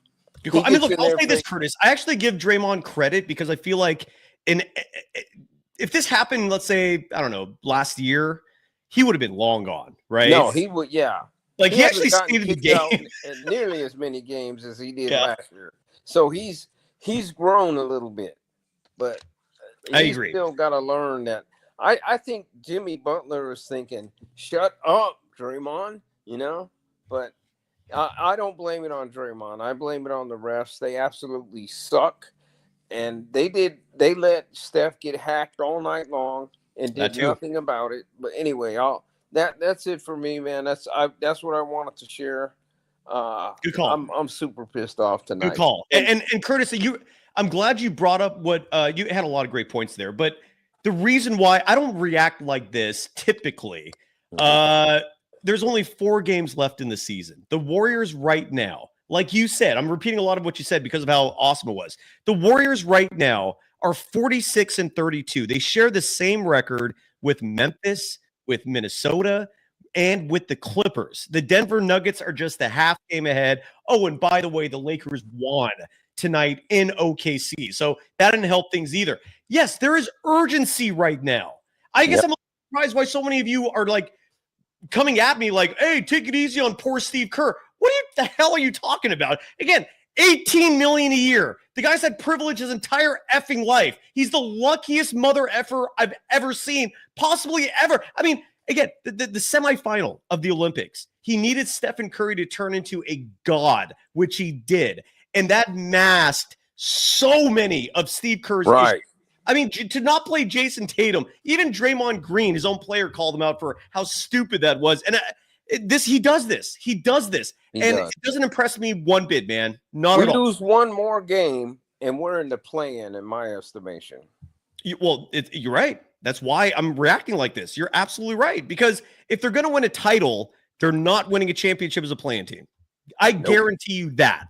The difference between a playoff team for the Warriors and a play-in team for the Warriors is a week off and one, maybe two less games. That is a massive difference. It comes down to that. And you're going to sit here and point a finger at me asking, why are you overreacting, dude? Why are you going so overboard? There's only 4 games left, and you're pulling this stupid shit with the Kerr playoffs on the line? Like this. Get the hell Kerr out of here, should be dude. this pissed off right now. You know what I'm saying? Yeah. Yeah. You're absolutely right, Curtis. Where are you, by the way? You sound like I'm in Vacaville, man. Yeah. Where are you? Where are you in the world? I'm in Vacaville. Oh, nice, dude. You've been on the show before, right? Yeah, I have. I remember you, man. Are you doing anything fun? It is Sunday. God damn it. And it's Sunday. That never puts me in a good mood. Got to go to work tomorrow. But, man, this game's got me pissed off. Yeah. Anyway. All right, brother. Well, Curtis, have a great night, dude. Good luck this week. Good luck to all of you for your upcoming work week. You were awesome. Aim assist. Bring that voice, that beautiful, majestic, borderline. Who was the great crooner of the 70s? With a super deep voice. He was also on South Park. What's his name?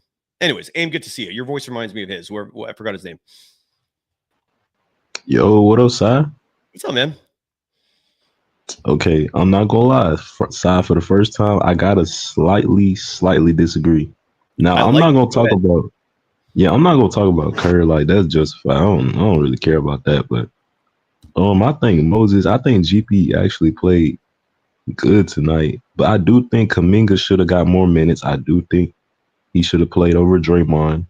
Draymond shouldn't have crashed out, in the second quarter. I feel like that really messed up our rhythm, and I feel like he should just control his emotions at that point.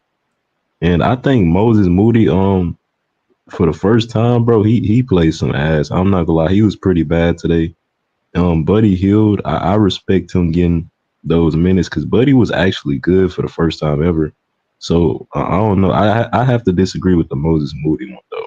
Well, here's the thing, though. Again, here's the thing, though. 14 minutes, man. Like, are players under Steve Kerr's system, if your name isn't Stephen Curry or Brandon Pajemski, not allowed to have a bad start? Like a good player in the NBA gets 25, 30 minutes minimum. 14 minutes, and you're just saying, I'm scared. I don't trust it. It's such a bullshit act, dude. And look, here's the reason why, Aim, I'm the GP2 thing. Here's what stuck out to me the most and why he was a target of my criticism tonight, besides the fact that he's only 6'2", although this correlates. The Warriors, when he was in the game, and this was, I believe, all in the first half, they gave up three offensive rebounds on missed free throws, meaning the Rockets were shooting free throws, and not once, not twice, 3 times the Rockets got their own rebound on a missed free throw. That is one of the most inexcusable things for an NBA team to do. The Warriors did it 3 times. Still no adjustments. And Kerr just kept throwing GP2 out there. That is, like, as a coach, if that's not bothering you, I don't know what would, other than just Kaminga with a turnover. That apparently pisses Steve Kerr off. But giving up offensive rebounds and missed free throws, it's okay. Just keep playing. It just doesn't make sense, man. Do you feel what I'm saying there? Or no? I don't know. Maybe I'm not. Oh no. I can't disagree with that. I agree. I agree with that. I feel like some people should have definitely played more, but I think the bottom line is you're never winning a game when Jimmy is playing that passive or whatever, and Curry's only scoring 3, and Draymond doesn't play most of the third quarter. I think ultimately it was a lineup thing, but it's just also our big 3 played horrible. They didn't do their job tonight, and I feel like you just can't win when Podz is literally looking like a one-man band on offense the whole entire night. It was bad. And again, David rushing in the chat, I think is absolutely right. And it just goes to show just how unserious Kerr is. I mean, we're talking about a 5th championship for your boy Steph. Like, in terms of legacy, I don't know what's more important or what's bigger. And instead of just obsessing over tonight's game, studying film, he's going to watch White Lotus. It's like, dude, like, congrats, coach. You and your $18 million paycheck, instead of studying film tonight and losing sleep over this game, you're going to watch White Lotus. Good for you. great call, David, in rushing on that. Sorry Wait, to interrupt. he said that for real? Yeah, I cut that here. I'll play it if you. I cut it off initially. Well, I'll happily play it because I didn't. You're right. I didn't let it get to that point. He was just. I was so annoyed with Steve Kerr tonight, and here I gotta keep going. By the way, I gotta find it real fast. Do you have any other thoughts? I hear what you're saying. I'm not disagreeing with you necessarily. There was other issues tonight, but the GP2 minutes just makes sense. Like I like logic. You know, I don't think that makes me a bad person to just want logical decisions. Like that's all I'm asking for. Just make sense. And he never makes sense. Like, anyways, the Kerr cut here. The Kerr here's the attribution, and we're gonna hear from Jimmy Butler as well because I am curious to hear what he had to say about his poor performance tonight. Statistically, he did okay, but from the eye test, Jimmy Butler was virtually non-existent. Here is Steve Kerr talking about how he's going to watch White Lotus after this game. We have the 4th seed, and now there's a 5-way tie for what 5, 6, 7, 8, or 4-way tie. How much do you think this is going to shift? Like on a day, is it going to be a daily basis the rest of the way going down the stretch? And are you guys watching it? Yeah, we're watching. I look at every score and I look at the schedule for tomorrow and the next day. And the only thing I know for sure is if we win our last 4 games, we're not in the play-in. And that's we knew that coming into tonight. We needed to win 4 of our last 5. We might get a little help, so maybe we don't need to win all 4. But you can't worry about any of that. You just got to worry about the next game and keep winning. Our guys have done such an incredible job to climb up to this point. You know where we were 6 weeks ago. What an incredible run this has been. But you're not going to win every game. And ran into a hot team, played a great game. You just quickly move on. So I'm going to go home and I'm going to watch the White Lotus, and then I'm going to go to the playing team. Just being honest.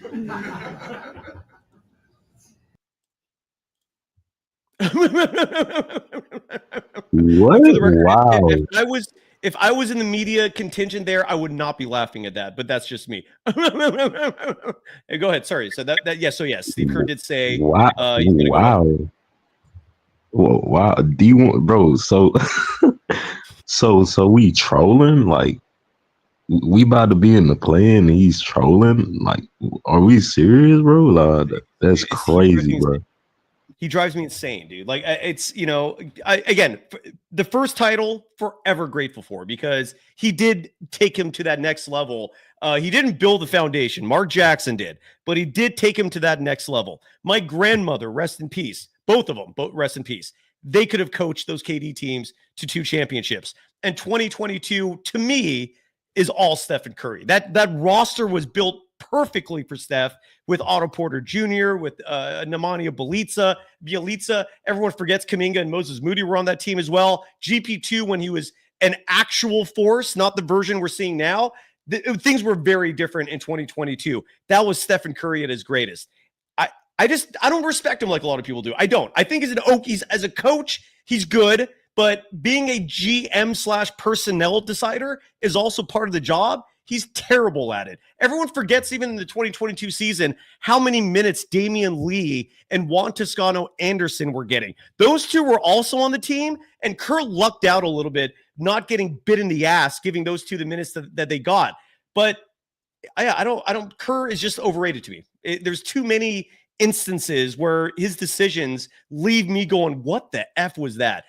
Great coaches should not make you second guess on a routine basis. This guy does. Sorry, Aim. Go ahead.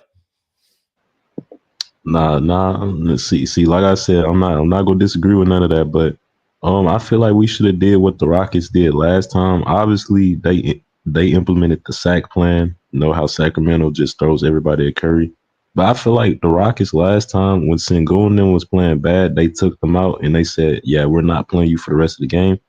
I feel like the big 3 should have went out and you should have inserted Podz, Santos or Moody, it doesn't matter, and JK, and just let them rock out with it. I think the big 3 just played way too long. They all played bad games. It was just so bad. Nassim Malak in the chat writes that the reason why they disagree with me when it comes to Kaminga, and side note, it's not just Kaminga tonight. There were 4 players that I thought got screwed. I know my name has become synonymous with JK but Moody, I thought, and again, Aim, I hear what you're saying as well. He did have a poor shooting night, but 14 minutes, it's like, for everything he's been doing for this team, I mean, the Warriors were 14-0 with that starting lineup, which includes Moses Moody. And then the one game where he starts off slow, you just punish him and give his minutes to GP2. I just don't, that doesn't sit well with me, but that's just me. But this isn't, I bring this up largely because there are some folks out there who rely really heavy on analytics. And this is my opinion. Moneyball is served best for baseball. I don't need analytics to tell me that Stephen Curry is one of the greatest players ever, right? It has his place. It has his uses for certain situations. But a lot of people bring this stat up, which is that Jonathan Kuminga's net rating with Stephen Curry is not great. And my pushback to that always is that stat does not reflect who the other three players are on the court. That's one. Two, the actual net rating of Stephen Kaminga is very positive. I don't have that stat in front of me, but the last time I saw it, it was like plus 50 or plus 60. So look, you can cherry pick certain analytics to fit your narrative. And when it comes to Jonathan Kaminga, that stat just doesn't impress me. Where people are, and again, you're not the first one who's pointed this out. Where like Kaminga, his net rating with Steph when he comes on the floor, I guess it brings Steph's numbers down a little bit. But again, there's 5 people on the court, so you don't know who else is coming in with Kaminga. You don't know who else is on the court with those two. And if you're actually watching the games, not to mention listening to what Stephen Curry says, he passes the eye test, and Stephen Curry wants him to play on the court with him, which is all the more reason why I don't understand why people are still hating on Kaminga. But my point with this is, don't rely on analytics like that point out 2 players on a 5-person team, because you don't know who these other 3 people are. So it is a bit of a subjective stat. And again, doesn't explain Quentin Post getting screwed over tonight, Guy Santos, and Moses Moody, who, regardless of how you feel, I thought he should have played more, but that's just me. Aim, any final thoughts, brother? Well, only positive I can really think of, Podz being consistent. Me and you did ask him to be consistent, and he's pretty much been doing it. I'm glad he's, finding his stroke, and hopefully JK getting more minutes. I really don't get the narrative of, we was doing better without him, either way, with JK on the court and playing, we're better. We're a better team. So I don't really get that. So I agree. And Mitchell Ness is asking, in a perfect world, how many minutes should Kaminga get? 30. 30 is 30 plus. You look at, and the reason why I look at 30 minutes or more specifically, look at any other player. Name a player and look at his minutes, and they're getting 30 or more, no matter what. And the exceptions to that is Kaminga, a player who's just discriminated against by his head coach. A lottery pick of Kaminga's stature to not in year 4 still get 30 minutes per game is ridiculous. It's one of the most nonsensical things I've ever seen in the NBA. He's never once developed a player, and there's a good reason for that. I think he's overrated, but that's just me. Armando Laura saying 35. And side note, for folks who wanted Chardal, he bounced. He was in the waiting room and he left. Aim, any final thoughts, man? No, I don't think he could play 35 necessarily because Draymond, but I agree. Like people like Jalen Green, still young, playing 30 plus minutes, and he's inefficient. He's inefficient as hell. Like he's inefficient as fuck. So yeah, JK should be getting 30 plus. No disagreements there. Definitely. So I'll wrap off with that. Yeah, 30 is good. And again, Nathan Shaw brings up, like Kaminga came to a championship team. Great. That rationale serves you for the first year. I get it. What's the excuse for year 2? What's the excuse for year 3? What's the excuse for this year? What's the excuse for tonight? Aim, great job. I understand the rookie year, him getting limited minutes. Understand that. Year 2, Anthony Lamb, a 2-way player getting minutes over him. Last year, who was it? Saric? Dario Saric was sometimes getting minutes over him. Was last year JaMychal Green, if I remember correctly? This is all on Kerr. And there's 4 games remaining. And I do think there is a valid reason for me being the way I am tonight, pissed off, irate, beyond frustrated with Steve Kerr, because what he's doing is nonsensical. It's irrational. and there's only 4 games remaining. And yeah, Shardall, I don't know what happened to you, buddy, but I was going to bring you on. Shardall writes in the chat, I'm here, but you're not actually in the green room. Let's play some music and look at the scoreboard, because I know the Lakers lost tonight. They won tonight in OKC, which did not help the Warriors situation. So let's see what happened elsewhere in the association on this Sunday night. Just a disastrous game for the Golden State Warriors, 46-32. Is the music playing? Yeah. All right.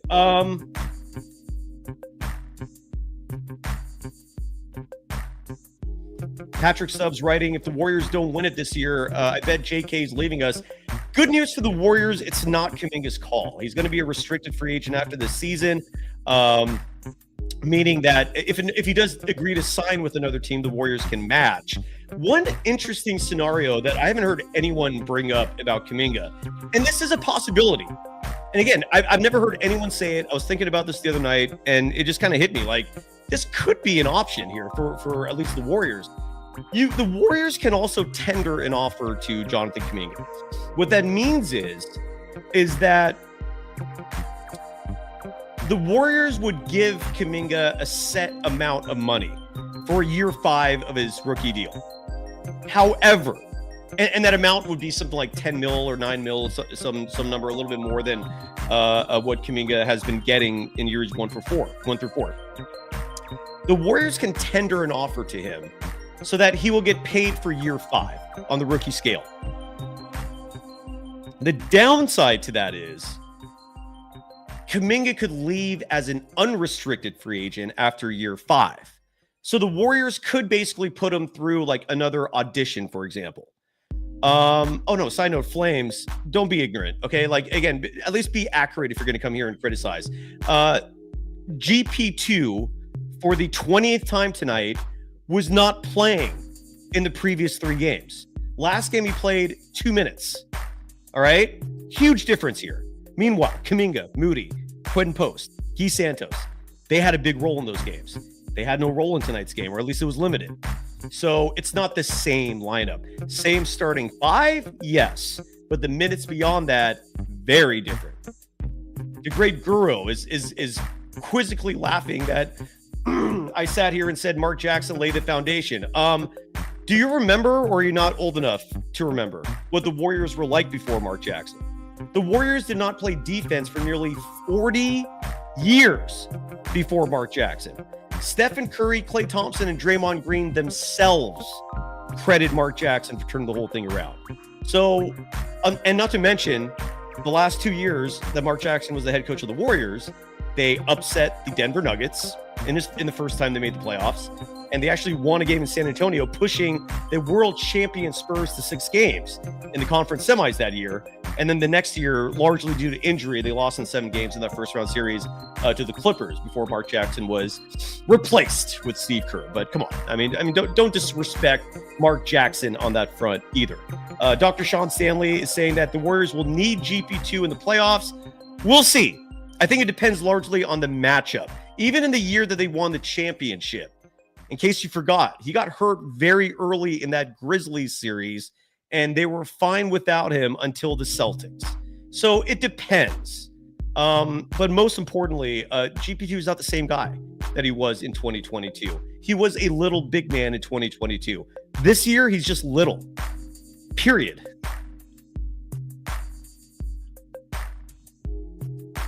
Yeah, R. Jonesy saying the Mark Jackson 1,000% laid the foundation. Agreed.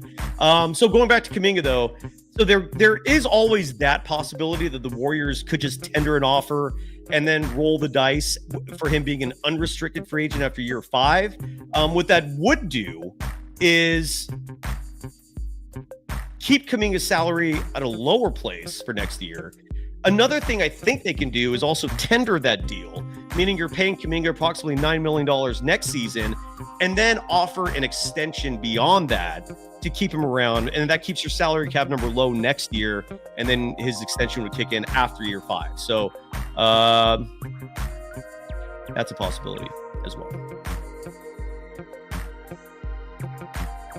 And again, Nathan J. Shaw, who did a great job coming on the show earlier, but this is where you and I are on very different planes of reality, because you bring up that the Warriors are 21-4 with Jimmy Butler, and you're asking me to chill after this one loss, while, again, I have to repeat to you, there's only 4 games left, and the Warriors are in a very precarious position where they could be a play-in team.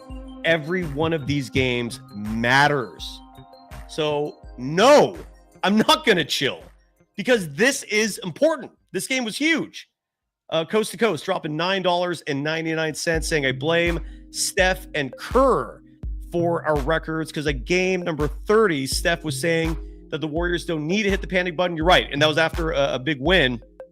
And now with only 4 games left, we don't even know if we'll make the playoffs. Same mentality. On that note, let's go back to the press conference side of the show, and let's hear from Sam Gordon. Correction, courtesy of Sam Gordon. Let's hear from Jimmy Butler, who did struggle mightily in this game. By the way, Coast to Coast, thank you again for the $9.99 donation.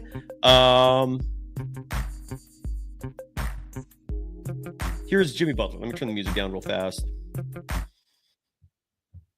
Yeah, I'm so had it with Kerr, dude. This was just like, I honestly, and again, I know this sounds wild, but like when GP2 was out, I actually had peace of mind, because the rotations were set. You knew who the 10 or 11 guys were, and at least I knew they were going to win a championship with those guys. And then GP2 comes back, and Steve Kerr has an affinity for him. He's biased toward him. We see the guys who I think they're going to absolutely need to win a championship lose minutes in a pivotal game, and a bunch of you are saying I overreacted. I'm going overboard. Bullshit. Steve Kerr is a joke of a head coach. Great at implementing his scheme, but that is not the only part of coaching. Personnel decisions, the power to decide who plays when, is a pivotal role as a head coach. And Kerr was fine when he had obvious players to play. But in situations like these, where you have to be add a little ingenuity to it, where you have to actually make some tough decisions, these tough decisions that he's making are low IQ. I love how many of you love to say Jonathan Kaminga is a low IQ basketball player. Here's my response to that. Steve Kerr is a low IQ basketball coach. Here's Jimmy Butler, by the way. This was after tonight's game. What stood out about the way that they did guard stuff tonight, though? He did a good job of whatever you want to call it.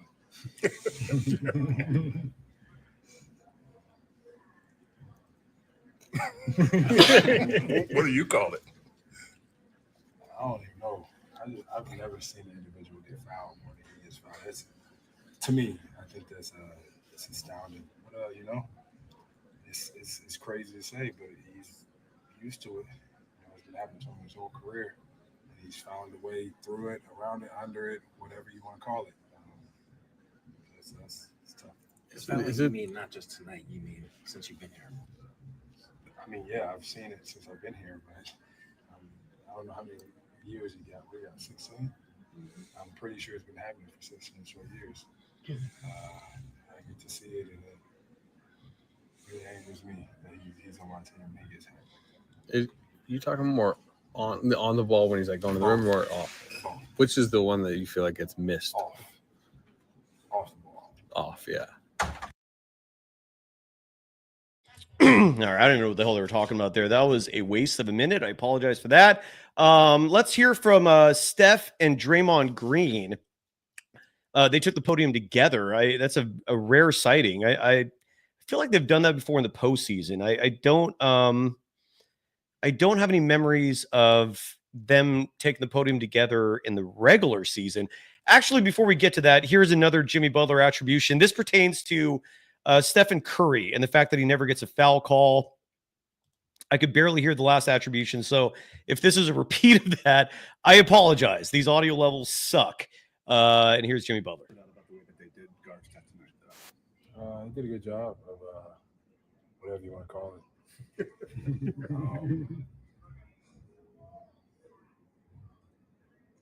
That's the same soundbite. Okay. All right. So we'll stop there. And let's get to Steph and Draymond Green, who took to the podium together. I'm actually very curious to hear what they have to say. Let me find that real fast. Please forgive me for this. All right, here we go. Ooh, and this is courtesy of, oh no, damn it. That was just a picture. I thought KNBR had the audio, and they normally plug their devices into the mixer. So the audio sounds good. Oh yeah, good. Here's KNBR. Okay, so here is Steph and Dre talking about the back and forth with Rockets head coach Ime Udoka. In case you missed that, there was some communication. Ime Udoka, who infamously, I think last year, called LeBron James the B word.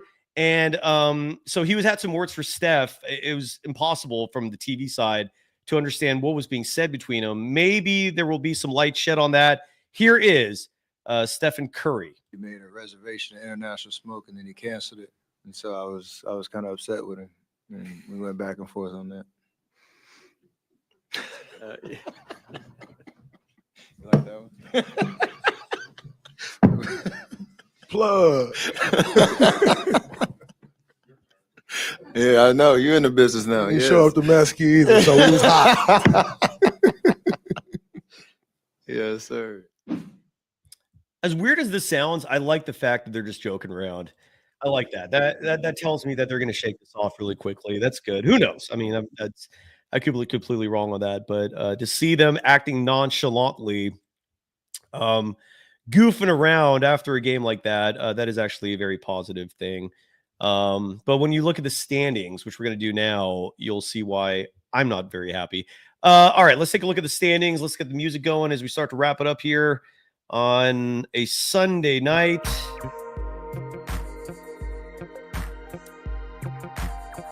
What's going on in the NBA world here?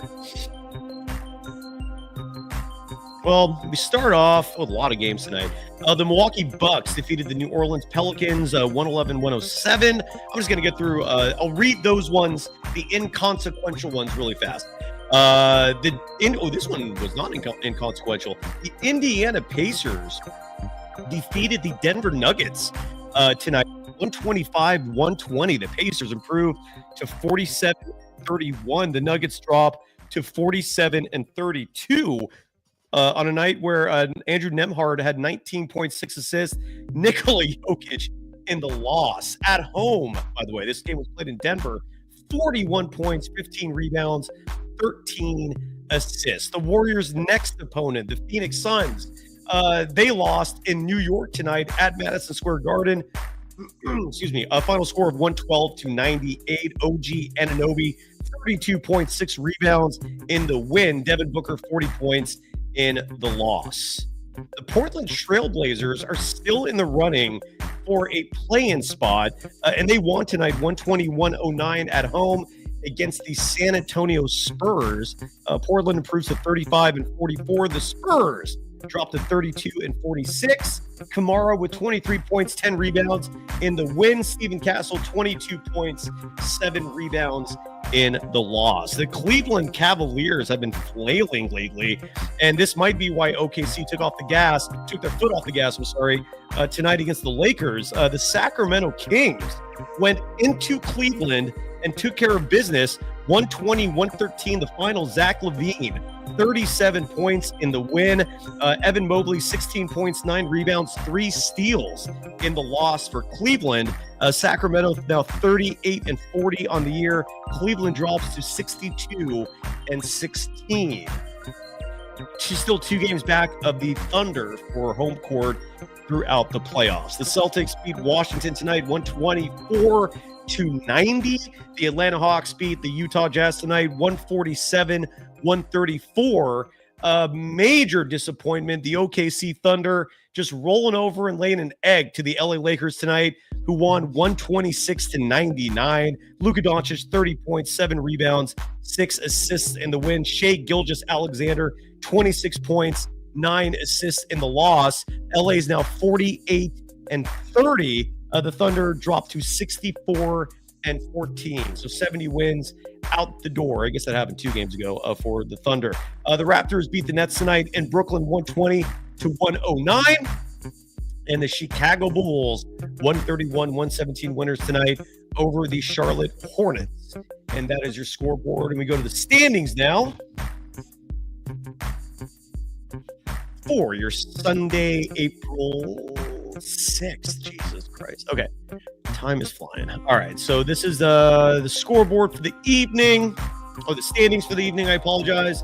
And the Warriors, if the season ended today, would thankfully be the 6th seed. The LA Clippers are now the 5 seed in the West. We'll start from the top. OKC obviously in first. The Houston Rockets are now 52-27 after their win tonight. The LA Lakers now have a firm grasp on the 3 seed at 48-30. The Denver Nuggets, after their loss tonight, now fall to the 4 seed at 47-32. The LA Clippers, the Golden State Warriors, the Minnesota Timberwolves, and the Memphis Grizzlies are all just a half game behind the Denver Nuggets at 46-32. And the very bottom of the crowd, Sacramento is currently the 9 seed. Dallas is the 10 seed. And the Phoenix Suns, I didn't realize how far back they were. They're 2.5 games behind the Mavericks for that 10th play-in spot. And the Portland Trailblazers, 3 games back of Dallas with 5 to play. The Warriors in a very precarious position at currently 6th in a 4-way tie with the Clippers, the Timberwolves, and the Grizzlies. And the way a 4-way tie works in this situation is you take a look at every team's record combined against the other 3 teams, meaning the Clippers, what is their record when playing the Warriors, the T-Wolves, and the Grizzlies? What is the Warriors head-to-head record against the Clippers, the Timberwolves, and the Grizzlies, and so forth? And so that is how that tiebreaker is determined. So right now, the Warriors are the 6th seed, and every day it's going to be different, it seems like. So there we go. The Warriors are off tomorrow. Sophia Jones joins me. It's Monday. And again, Mobility Maestro with the very simplistic, non-nuanced approach saying, bro, Steph at 3 points. LOL. That's why we lost. Well, the Warriors are also 7-5 this year without Steph. So, don't pretend the Warriors just can't win a game if Steph's having an off night. I didn't see a single adjustment. I didn't see Steph sit a little more than he should have, having a night like this. Still doesn't explain why the Warriors' 4 youngsters who have been playing exceptional basketball and who represents the size on this team got screwed over in minutes.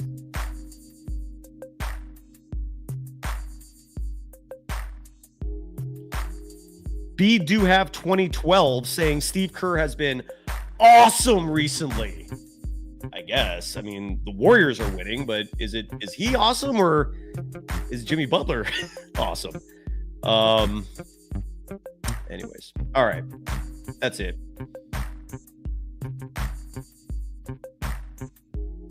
Patrick said, no, I'm not DMPing Chardall. Chardall, you were here and you were gone. It's time to go home, man. It's late Sunday night. Chardall, I'll bring her on next time. He had a chance. Chardall, you had a chance, brother. I don't know why you bounced. Any other, see if there's any other paid chats. Armando Lara, thank you for the super sticker. I appreciate you, brother.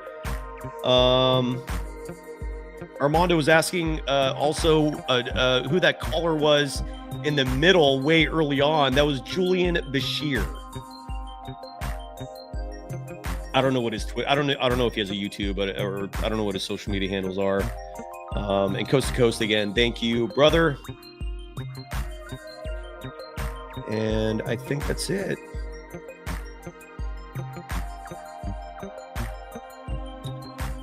That one sucked. 4 games to play. And if you're looking for a calmer host, Sophia Jones joins me tomorrow. and I'm going to be more calm as well. But again, I just don't have patience for a guy making $18 million, a guy with all the privilege in the world, getting a pass or doing stupid shit. Doesn't fly by my book. And if you don't like that, I'm sorry. But that's how I roll, man. If you're doing stupid shit, I'm going to call you out, especially when you are the highest paid head coach in the NBA. Excuse me. Especially when you're in control of so many individuals' lives in terms of their professional careers and otherwise. He's in control of the team's success. I know Julian Bashir. And again, this is where this is tough. Like, I get the sentimentality. Like, I don't want GP2 to be hurt, but I felt peace. Like, my prediction for the Warriors winning a championship was based entirely on GP2 not being a part of this. And all it took was one game. And now a 6'2" guy who 3 years ago was a menace, but now is just above average. But Steve Kerr and his favorites. Thanks, everyone. Nathan, thank you for coming on the show. I know that was not easy for you. Thank you. Especially given how I'm feeling tonight. I'm fired up. We'll be back at this tomorrow. Let's hope the Warriors salvage this season and get into the postseason as a playoff team and not a play-in team. Someone in the chat, by the way, asked, who would I prefer in the first round, the Lakers or the Nuggets? Lakers by a mile. The Nuggets still scare me, even with that recent game. Otherwise, thanks, everyone. Again, sincerely, and we'll be back soon. That one sucked. Not much else to say, especially on a Sunday night. Like we got to start the week like this. God damn it. Oh, well. Bye, everybody.